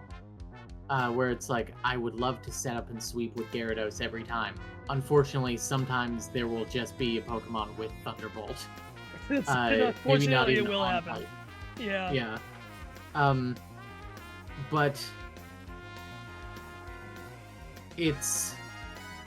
seeing like the bullshit speed boost reversal Blaziken, seeing focus sash Shedinja, seeing I didn't know there was a berry there. Seeing fucking Marshadow. The thing that I kind of learned, I started learning which Pokemon on Elite Four teams I should fear. And Marshadow is top of the list. In part because up until the most recent patch of this game, both Agatha and Bruno could have Marshadow back-to-back. Which did happen to me one time, and that was a run where I actually made it to the champion. But wow, I didn't know that. Yeah. That's just having seen you struggle understandably against Marshadow's bullshit. Because if anyone doesn't know, that Pokemon steals your stat boosts and uses them against you. That's remarkable that you were able to do that twice. Thank you. I think I had a one-hit KO on it or at least once. But it was fucking hard. Yeah, I bet. But it's something where, like, maybe I don't have the documentation that's like, here's all of Agatha's Pokemon and all of the moves that they have, especially because there's multiple variations of some of those Pokemon. But that is the closest to documentation that I have gotten. Where, like, it's kind of just in my brain, some of the variations. And then every once in a while, there'll be just, like, a really weird one that the game has thrown out as an off-type. And I'm like, I don't know what to do with this, but okay. But Brazilga, the ROM hack author, we were talking, because we've gotten to be buds, be colleagues.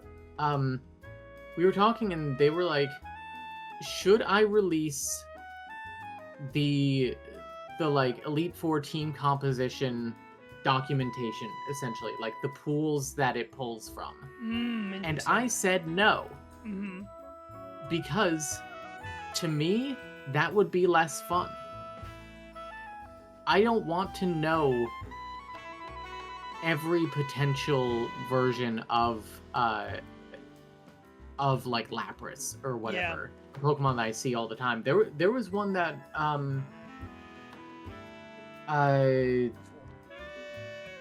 what was it? I'd feel obligated to look at it constantly. Exactly. Yeah, exactly. Oh, there was an Avalugg that after, fucking countless attempts of the Elite Four, if we're counting dress rehearsals and stuff, after countless attempts at the Elite Four, I saw an Avalugg with a moveset that I was like, what the fuck is this? I've never seen this before. I will probably never see it again. It was bizarre. And that was exciting in a way, even though I hated it. Yeah, it just keeps you on your toes, because again, like, fundamental, like what we were saying earlier, is that a game like this where things are randomized in the way they are, it like, yeah, fuck it, I'll put you out. It keeps you on your toes in a way that, like, the consistency, you will be more on your toes, I think, if the game is consistently putting you on your toes. And yes. that's what you're talking about. That's what you're describing, I think. Oh, this motherfucker has all the spores. Is just like, if that documentation was out there, well, that's one set of fights where you're going to lean on that documentation. And that, I think, just is going to make you think differently than if you didn't have that. Yeah. It makes me think more strategically, to be honest, rather than being like... It makes me take both more and less and fewer risks. Where, like, sometimes they'll, like, switch a Pokemon in, where it's like, it doesn't seem to be an obvious counter to what I have out there. And then I kind of, like, mentally run through, like, what could this have? Yeah. And more often than not, it's a smarter move to switch Yes. at that point. Switch baiting is its own art that you've done a really good job of learning. I know, but then will trick myself into thinking I know how to do the right thing, and I'm incredibly wrong, and then we lose 3 Pokemon. It's hard. Yeah, but, like, yeah, trying to predict what you're switching into is, like, if you can get it right, it does feel like you have you've grown a second brain. Like, it feels like you can see the future, you know? You're Dio and JoJo's doing the world. You're really doing some next level stuff. Yeah.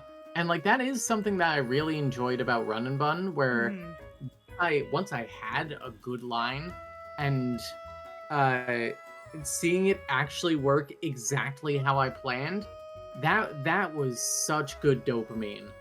But getting there was so hard. And honestly, the thrills here, the fact that I cannot have a calculator, especially because, like, on the Elite Four, I don't know which Regice this is. Right. And, you know, it's just like, it's so much nicer because I can take that sort of preparation off of my brain. I am not able to know, I can't know, so I can actually play better because I am, like, steering. Constantly steering. I know how to steer now. Yeah. Yeah, the AI in this game also it can't see your stuff. It doesn't know what other Pokemon you have. It doesn't know what moves your Pokemon have. When you put out Zoroark, it doesn't know it's Zoroark. Right. Yeah, it's getting the like superficial face level view of things, and that's it. Yeah. Krogunk, we're gonna... Oh, 1, 2, come on. 1, 2, please. There we go. Oh. Yeah, man, I freaking like this game a lot. It's... We're about to see... Viewers may notice James from Jesse of fame over there. Why, look, there's both of them. The Jesse and James fights from Yeller are in this, and they're very fun. Yeah.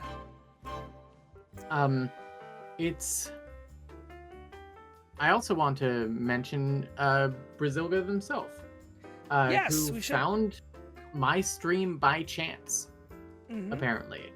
And when they came in the chat for the first time, they were like, I'm amazed that somebody is actually playing this game. And I've learned a lot more about the game by having access to the creator. And it's been a really, like, kind of special experience. Just, like, being able to kind of be a part of the game taking a different shape. where like prior to me playing it, the last update to the game was in July. And then almost right away, Brazilga started updating the game based on what they were seeing from my runs and what I was saying about the runs. Yeah. Where like, I think one of the first things I said to them was, why does Brock switch like a motherfucker? And because the first few times that I went up against Brock was switching like every turn. And I just like could not get a solid hit on his Pokemon. I was not as good at Pokemon generally yet. I consider myself to be actually kind of decent at the game now. To the point where Martin, if you're still in the chat, please let's talk about doing another Pokemon showdown for no particular reason, not because I want to beat everyone's ass this time. A new challenger has appeared. Yeah. You thought Claudia was an easy victory. You maybe. Nope, I may share a brain, but I'm better. Sorry, all the Pokemon brain cells are yours, and Claudia gets the Detroit Become Human brain cells. Exactly. But yeah, Brock was very difficult because of that AI, and Brazilga went and changed it. Brazilga says special for me too. Seeing play and hearing feedback is motivating. This project started in 2022, and my friends and I got our fill back then, so it's been a second win. I love hearing wonderful. that, to be honest. And like, looking at the updates, a lot of the changelog is like stuff that I said. Like, the first note in the first patch post me playing, overhaul rebalance on difficulty and AI, less twitchy and more fair early on. And then one of the later ones had a fixed patch. Oh no, sorry, that same one had a patch for a bug that I discovered that was a bizarre outside chance bug, where if you had a cleanse tag on your first Pokemon, so making it so that you don't have any encounters, random encounters, and then using Sweet Scent, which generates an encounter immediately for you, the game doesn't know what to do, and it just sends you a Meowth with no HP. For some reason, the game doesn't know it's always a Meowth, too. The un-Meowth! Yeah. It's like, I don't know, dead Meowth? Does that work for you? Meowth of the damned. Sorry, all I got is, best I can do is dead Meowth. This Meowth good as new. We got fresh coat of paint on it. No, don't worry about the cigarette smell. The cigarette, that ain't nothing. Good as new. Also,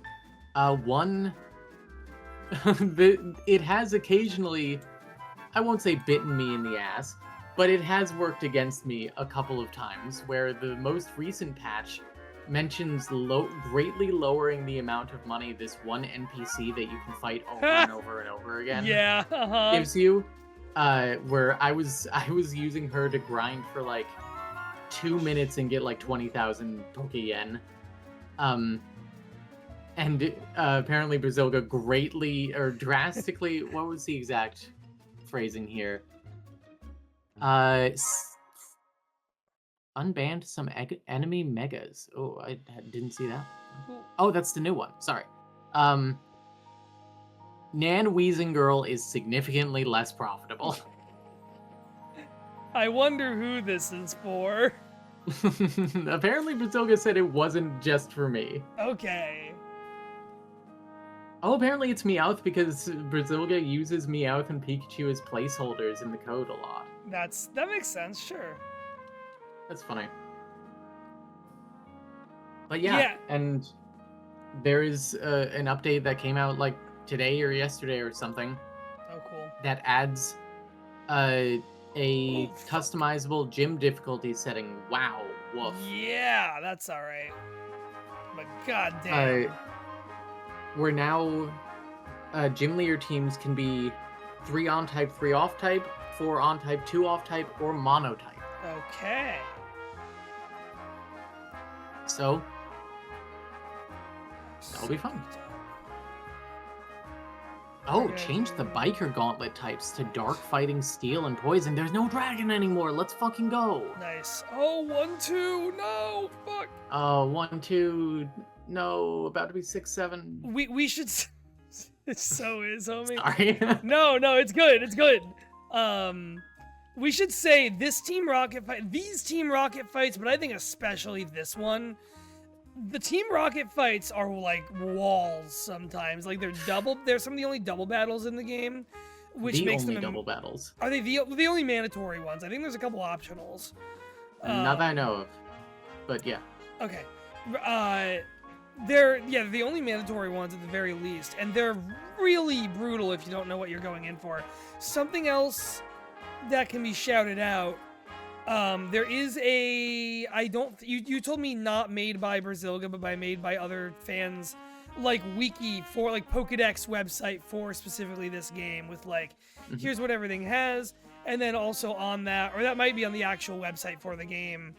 No, sorry. On the actual website for the game, there is a little bit of a guide that tells you like, here's what Pokemon Brock will always have. It's always the Onix. Erica will always have either Victory Bell or Blossom, not Blossom, the other thing. You know, stuff like that. That also lays out like the types that these fights have. So Jesse and James always have normal, dark, and poison. And Giovanni always has like ground, dark, and poison.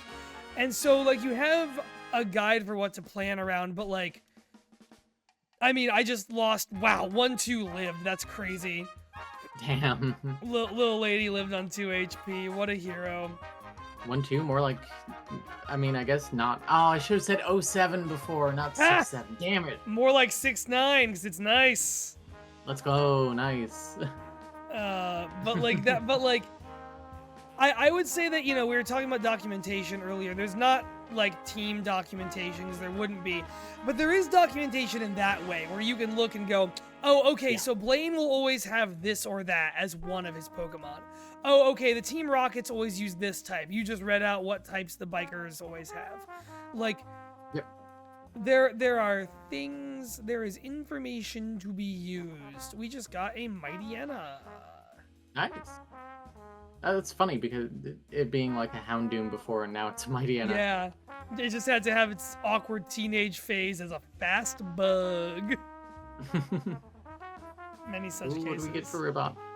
Oh, I was excited about Kadabra. Fuck you, man. Vivillon? Vivillon. Vivillon. Ooh, that's a pretty one too. It is. Vivillon collecting in X and Y was a neat feature. Yeah. And we'll never get one like it again.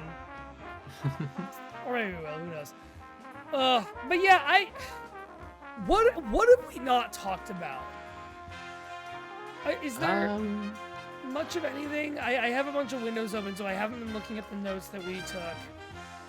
There's a lot of notes that we wrote down, but I think we kinda hit most of it. Yeah.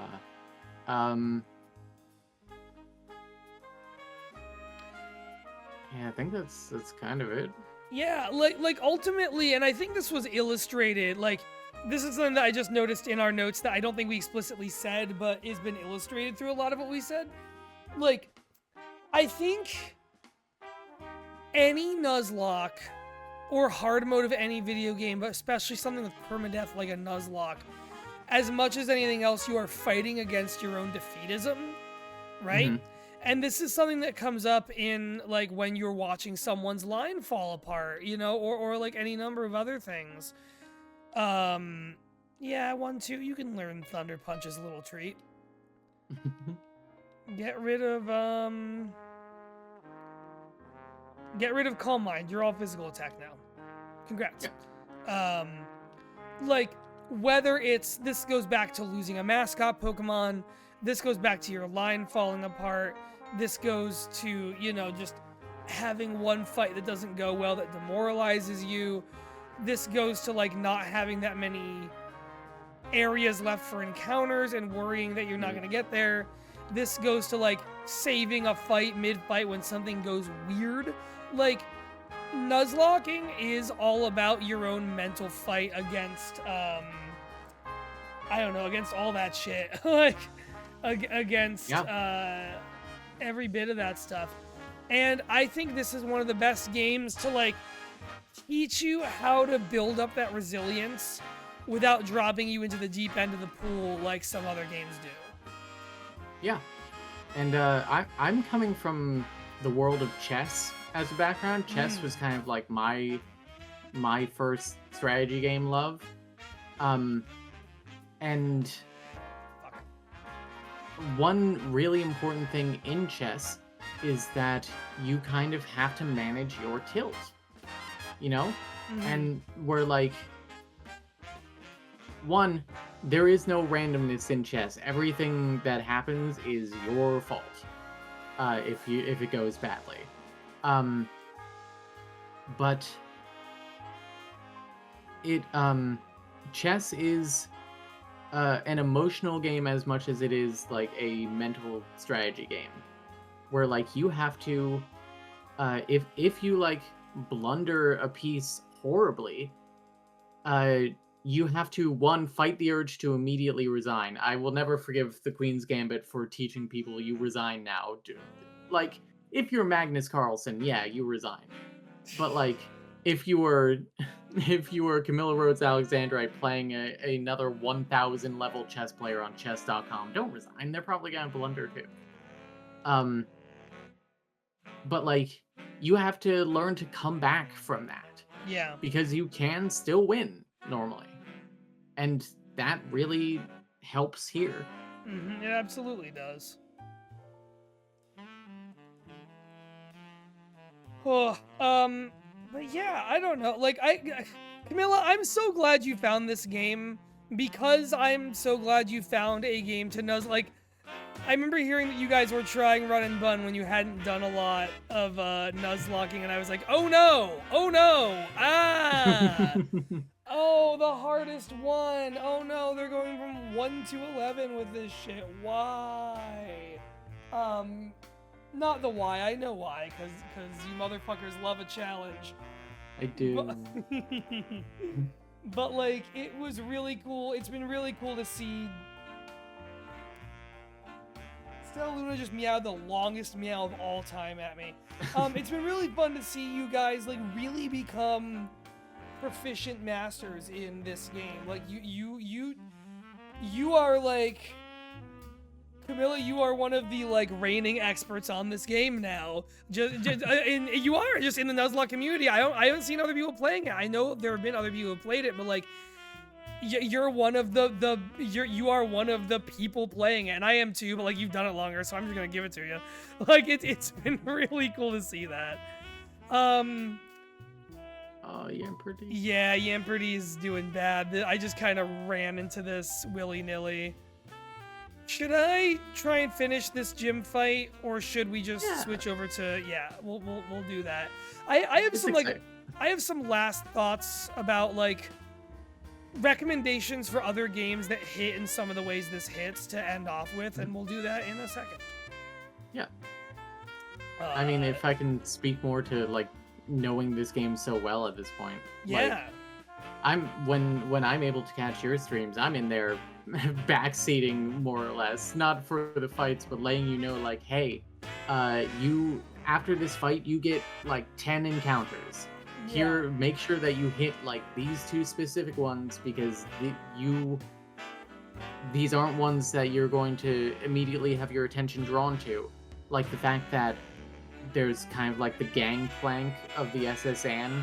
That's a different area from Vermilion and the SSN. And so you get to... Yeah. Yeah, you can fish there. Yeah, right. Well, don't you get a gift Pokemon from someone there? Yep, and you get a gift Pokemon from the SSN itself, so you get 2 there. When I was there, I didn't know. I didn't actually know that you could also fish off the end of it. That's really good to know. Sissel, hello. Nuzlocke pair would like to battle. Oh my God, they do it again. Oh, let me. What am I holding?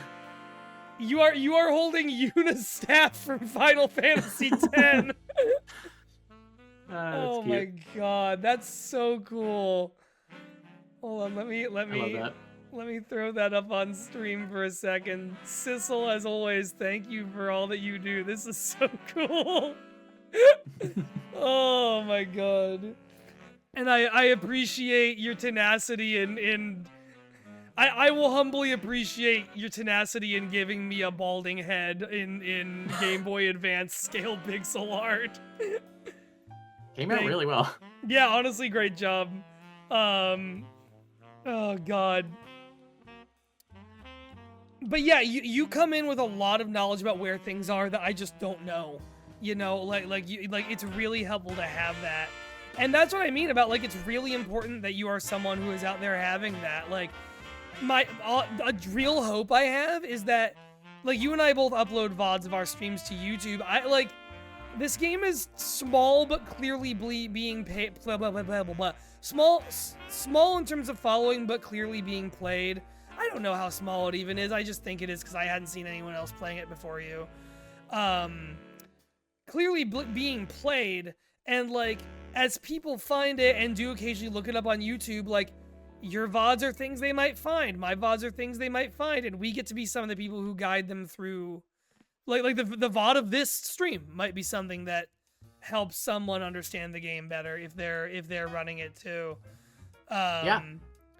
And that's just really fun, you know? That's just really cool to know. Like, it feels like we're really part of something. Yeah, it's a fun thing to Come on, 1-2. be. Ooh, 1-2 Woo! got it. Let's go. Give him the punch. Yeah.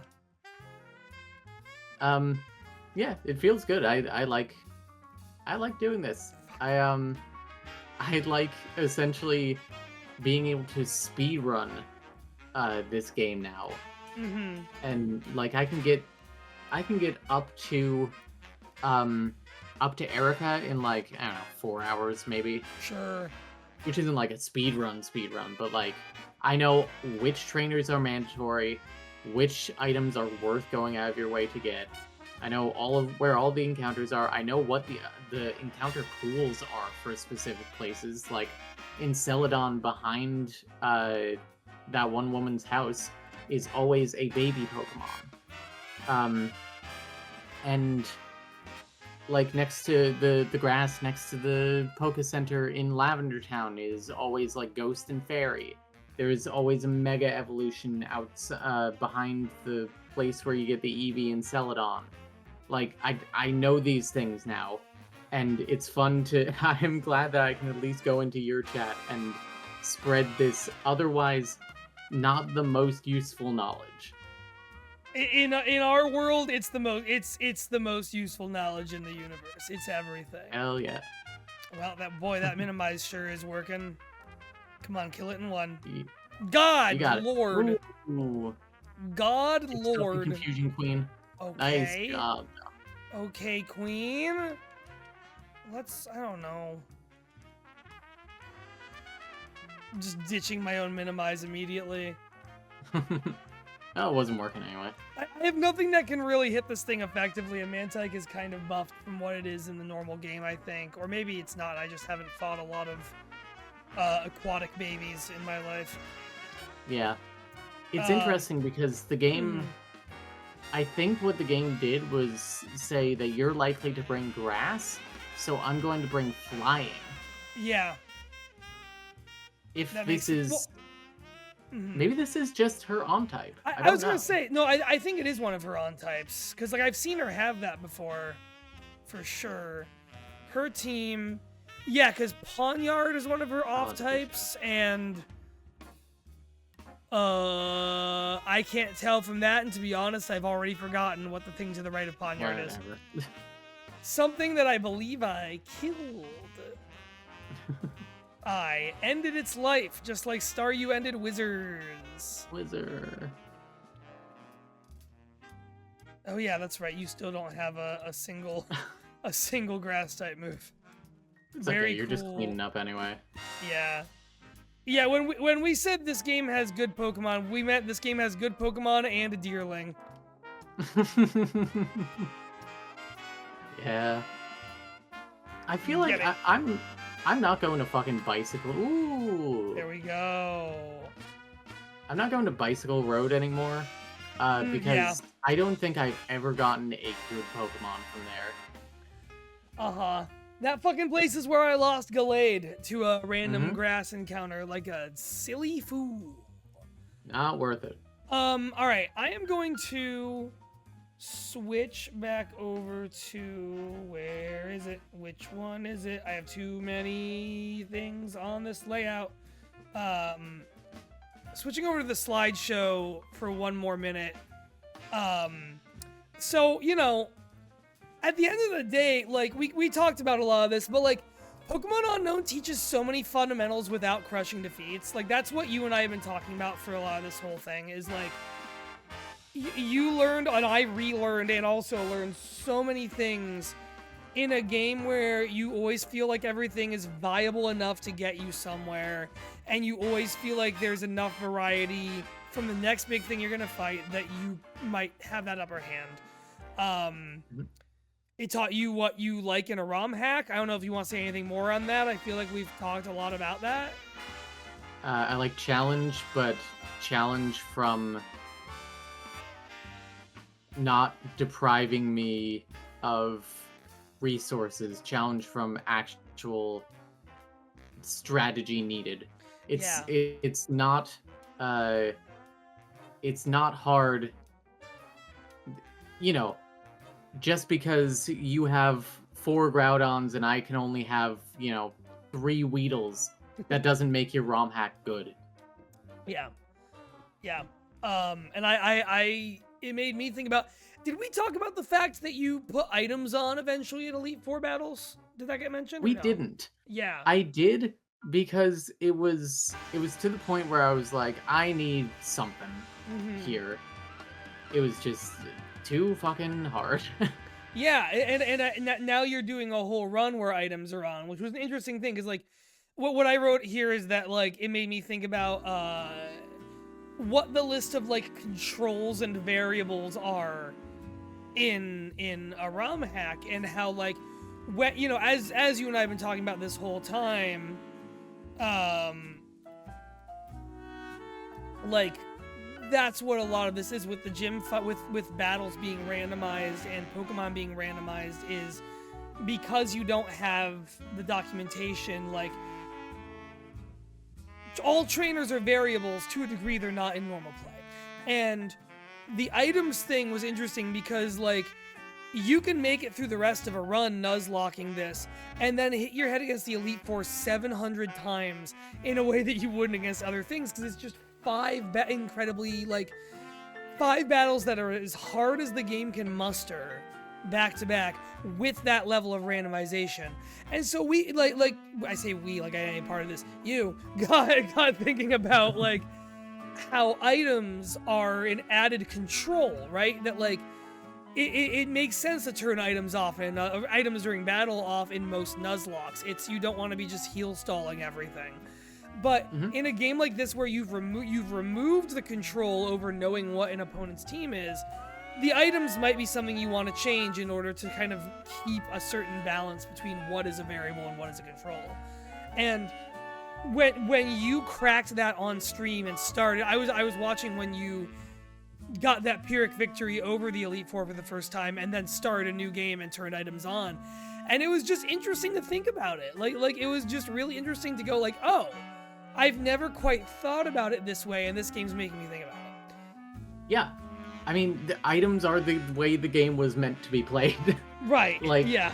I think X items are maybe, like, too much. I know people feel like X items are broken. They probably are. But every time I look at X items, I don't think they're actually in this game, for the record. No. But every time I look at X items in any Pokemon game, I'm like, this is just like, what if setup cost you money? Yeah, I only ever use ones I get from random encounters.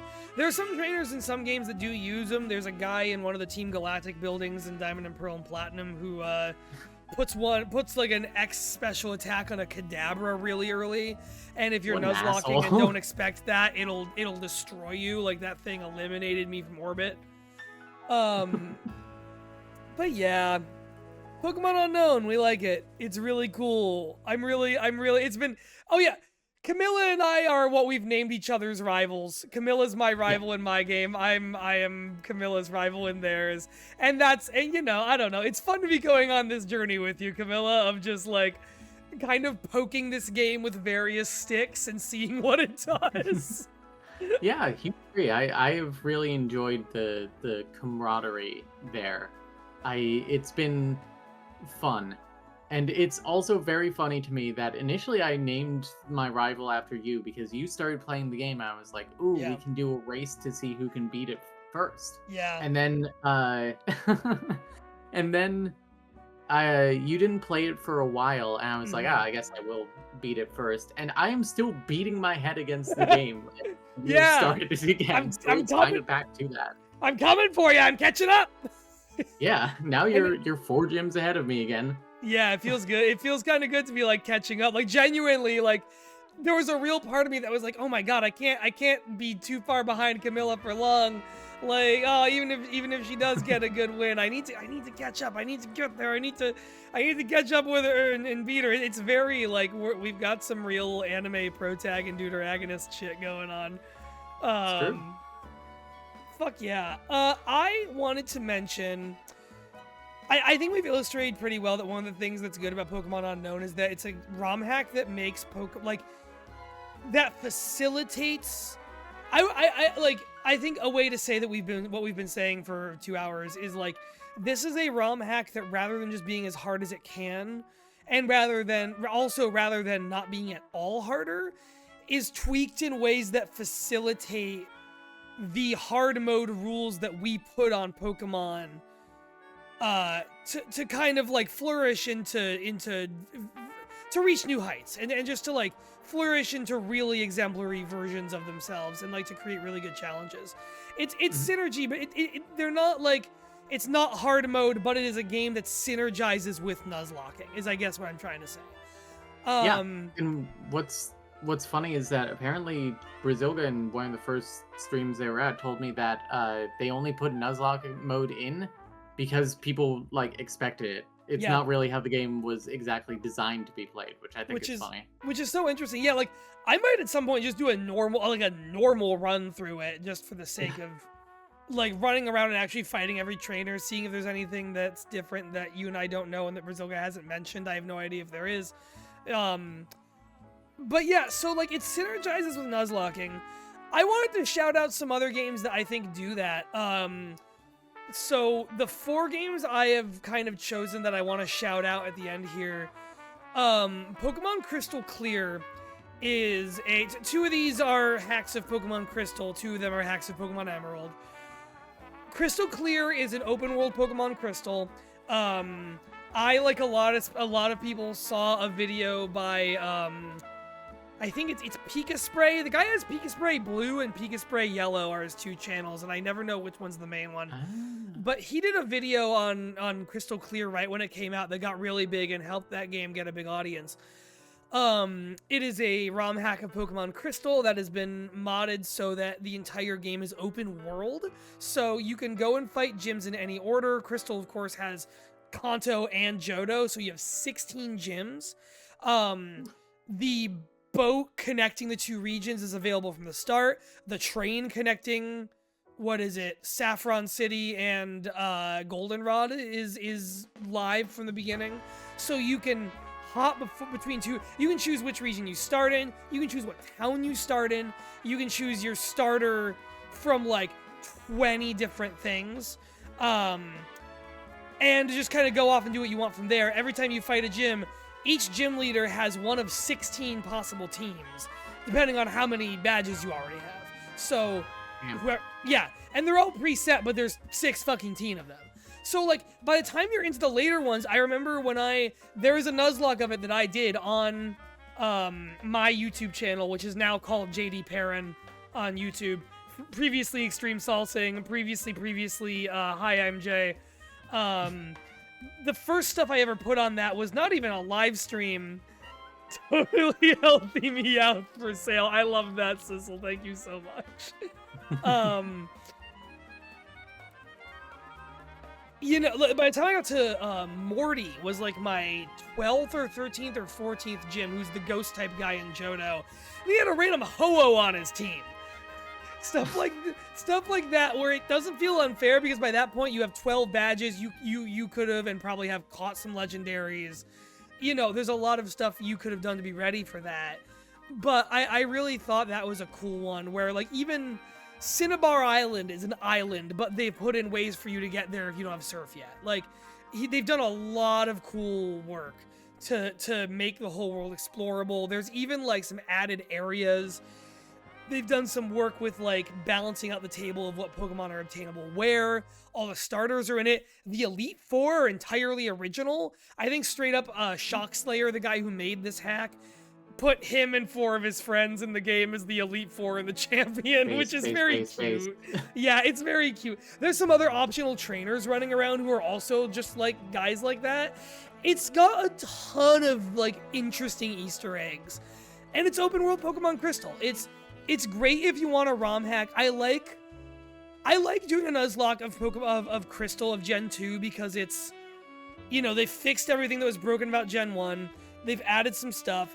They are simpler games still on a lot of levels. And so it's another variable and control thing where, like, you know what things are not factors. Like, abilities are not in this game. The physical special split, not in this game. Fairy type, not in this game. A lot of moves, not in it's normal gold and silver and crystal shit. And so if just for a change of pace, because, like, it doesn't make the game a lesser game, it just changes what some of the variables are, like we've been talking about. Same's true for Fool's Gold. Fool's Gold is awesome. It is Pokemon Crystal, but every single Pokemon is a different type. And they all have custom sprites. So, like, I forget that Mankey on the cover is what Mankey looks like in it, and I forget what type it is. The starters you get are an Ice-type Cyndaquil, a Flying-type Totodile, and a Fighting-type Chikorita. Like, Gyarados is Ground and Dragon or something like that. Magmar is Poison, and they all have custom sprites that look awesome. And, like, there's some logic to what types have been changed. A lot of fire types have become poison types. There's a lot of ghost fucking normal type Gengar line. Ghost type Miltank, which is really fun. I really, really like Fool's Gold. I Nuzlocked it when we were still when we were Moonshot. When we were the Orange Groves, there was one extra live stream we did where I was doing the overnight block and had to ditch something I was gonna do. And Andrew, shout out to Andrew, who was in the chat. He was about to go to bed. It was 3 a.m. And he and Sam, I think, had played Fool's Gold on a stream and just suggested it. And I ended up streaming a bunch of it on my own Twitch after the fact, and just really loving the experience of Nuzlocking through a really familiar game where all the Pokemon are, all of their rules are the same, but all the Pokemon are different. Stella Luna just ran up to me so expectantly. Girly Pop, I'm gonna play with you so much in a minute. Sissel, you can absolutely throw another recommendation in there. I'm gonna talk quickly about the 2 others I have here. Emerald Seaglass is Pokemon Emerald, but really pretty and with some other changes. It is Pokemon Emerald, but they have kind of synthesized the sprite work styles of Gen 3 and Gen 2 in a way that creates a really cool visual effect. Like, you just gotta kind of go play it and, like, see where they've used simpler colors in some spaces to make other things pop. I really like the way it looks. And it's everything from Gen 1 to Gen 3 is catchable in it. Gym leaders have different teams than they normally did. The types are the same, but the Pokemon are different. And so, like, the first 2 gyms are kind of walls if you're not ready, even though the games are overall not harder than normal. Like, Roxanne has a Leap, and Brawly has a Heracross. That will fuck you up if you're not ready. And I really, really, really like what they bring to the table. There's a couple Gen 8 Pokemon. There's, like, You can get mints for natures from like the very beginning of the game. Emerald Sea Glass is cool. And then last off, I know I'm going along here, but Emerald Rogue, which I love a lot and streamed on Moonshot. I've streamed on my own Twitch. 2.0 came out last year. That is, they took Pokemon Emerald and like built an entire original roguelike from the ground up using Pokemon Emerald as an engine. I cannot describe to you enough how much it is not Pokemon Emerald. It is a full original roguelike using Pokemon Emerald as a starting point. It truly is. I streamed it this morning, actually, coincidentally. Oh, no shit. And it is amazing. Oh, I'm so glad you did that. I love it. It's like maybe my favorite. I love it a lot. I'm really looking. I gotta catch your next stream of that. I'm really looking forward to hearing more from you about that, because I have just when me and Andrew first streamed it on the Moonshot Twitch. These VODs are on the YouTube. Go check them out. One of our starter options was Ditto, and so I set off on what I call the Ditto % run. I never finished it, but I was trying to beat the game with Ditto in the party, and see if we could like Ditto as the starter permanently, and see if we could do it. And I kind of want to go back to that, and I hope to one day. I think you should. Yeah, I think I will. Let me just click on the link that Sissel shared for, that's right, Pokemon Charged Crystal, which is, let me adjust my screen size on OBS here. I'm just showing Josh Nichols's post about this. Josh from the Morphin Grid did a really fun hack of Pokemon Crystal, including an endgame charged tower battle mode. He had a bunch of extra endgame battles besides red, like green from the manga. That's really cool. Yeah, I have seen him talk a lot about this. I don't know anything about it, but I'll check this out off stream and probably play it at some point, because this is a really good shout. Thank you for shouting that out, Sissel. But yeah, those are my recommendations. I love Nuzlocke. I love Pokemon. Camilla, I don't know if I have any other closing thoughts beyond that. Do you have anything in particular that you want to kind of close with? I'm going to recommend a game of my own, not necessarily to Nuzlocke, but just one that I had a ton of fun with. Pokemon Too Many Types 2. Yeah. Directed by Alpharad and his team. Really fun. Yeah. Really silly.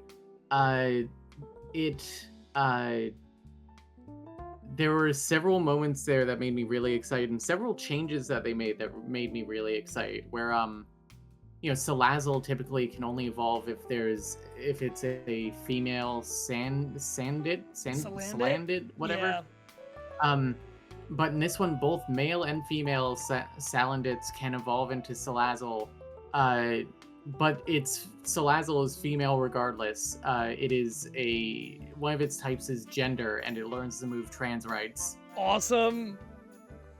Yeah, it's such a cute little change that I really loved, and I just love the hell out of that game. It's Pokemon Emerald, but the idea is that it takes place like 2 years after the events of Emerald, and you kind of go around the map counterclockwise instead of clockwise, so the gym orders are different. Oh, cool. And it's got its own original story. It's very fun. There are 80 types, and the type chart is huge and stupid, and I love that about it. It's so cool. It's so cool. Also, Pokemon Transform, I will check out at some point. Brazilga, thank you for that. Ooh, yeah, yes. I've never played Too Many Types. I've seen Alfred's video on the first one. He also made Mariomon, or had Mariomon made and worked, last year. That's also incredibly cool. Yeah. I love that he's just directing ROM hacks now. Like, what a cool thing to be doing. Yeah, that's a really good shout out. I want to do that. You were also playing Infinite Fusion recently, weren't you? Yes. Not technically a ROM hack, push up glasses. But it is a Pokemon fan game where you can take two Pokemon and mash them together. There's something like thousands of fan-made sprites of these fusions. It's very fun. You get to go through like both Johto and Kanto, Kanto and Johto. The Sevi Islands I think are there as well. There Oh, are a wow. bunch of cameos of trainers from later games, like Cynthia shows up at some point. It's a game that has had a lot of love put into it by a lot of people, and I'm currently on and off playing it. I have a squad of 6 Jirachi fusions that I've been playing with. That has been very fun. Yeah, those Jirachi fusions go crazy. Yeah. I remember when Andrew and Sam streamed it a while ago, and there were a couple times Andrew popped into our internal Moonshot Discord with just like sprite art of like, hey, you guys want to see what we smushed Miltank together with? And it's some of the just frankly grodiest sprite art I've ever seen in my life. It's like one guy who makes most of the Miltank art. Yeah, you can tell. And that guy knows what he's about, you know? I can only fault it so much. Like, hell yeah, I suppose. He doesn't even like Miltank that much, apparently. It's the principle of the thing. Christ. Well, Camilla, thank you for joining me tonight. This has been really fun to do some show and tell here with you. I think this was a rousing success. Yeah, this was a lot of fun. Stay tuned this week for more show and tell. Tomorrow is Zillow Bingo with Marn, and one of my other headmates will be there as a contestant, as well as I believe Pad and I want to say Theo. Kane and Theo. Is it Kane? And yeah. A couple of our grander cast of characters, folks, and I'm like, wait, which couple is it? Yeah. Yeah, we got that on Tuesday, Flash Game Night on Wednesday. Thursday is Mystery of the Druids. I don't know what that is. I was not part of planning for that one. Friday is Fucked Up Guy Friday, which I know me and Pat are both going to be on and have been doing research for. And Saturday is AMV Appreciation, which I'm also planning to be there for. Which, shout out, for Saturday, that is also going to be Moonshot's second AMV night. If you have an original AMV with the theme of winter that's 2 minutes long or less, send it to moonshotnetwork@gmail.com. Folks, I have one I still want to make, and I am in real time thinking about whether I'm going to have time to get it done this week. We'll find out together. Let's also shout out, we're both streaming this game and sometimes other games on Twitch. Mine is at twitch.tv/JD Perrin. And I am, we are Alexandra. I'm seeing if /shoutout works. Yes. Whoa, hell yeah. JD Perrin. There are, I have to wait 2 minutes before giving a shout out. Sorry, Jay. Well, hold on. No, I can do it. I can do it. Shout out JD Perrin. No, I have to give 1 minute 40 seconds. Anyone does. All right. Well, My bad. You get the idea. Just type JD Perrin. Yeah, there it is. There it is. That's me. That's me. The channel stalls. Hold the line. If you're in line, stay in line. Hang on, I gotta use some full restores. Yeah, hang on. Let me just, okay, poison and heal and heal and heal and heal and heal. I'll do that during the outro, or in the outro screen. Camilla, thank you for joining me tonight. This has been ripped. Yeah, it's great. I had a lot of fun. Thank you for talking with me at length about Nuzlocking and about one mod in particular that I really love. Yeah, this was really fun. I love interviewing people. Like, I really like just talking to people about stuff they like. This is great. You've heard about what's next. If you want to see a schedule for what's next in Show and Tell Week, find it on the Moonshot's Blue Sky, moonshotpods.bluesky.social. Until we'll see you. Me and Claudia will see everyone. I think next Monday. We'll double check and make sure there's not, like 3 extra optional fucking things we have to do before we can play the damn game again. But we will get back to Final Fantasy X soon. For now, everyone, thank you for watching, and to all, a good night. Shout out again to Brazilga and to Sissel for both of your respective contributions to the night. Goodbye. Good night, guys.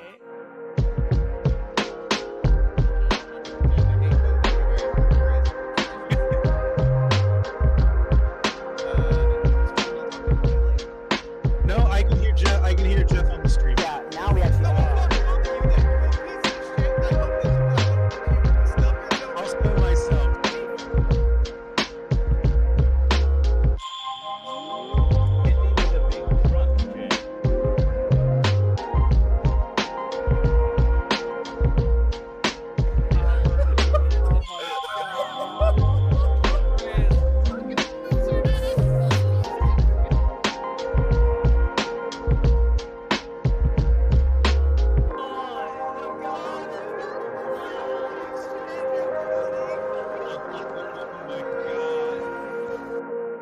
We have a minute left, and I already took melatonin. It'd be really funny if someone took 6,000, so I have to power through.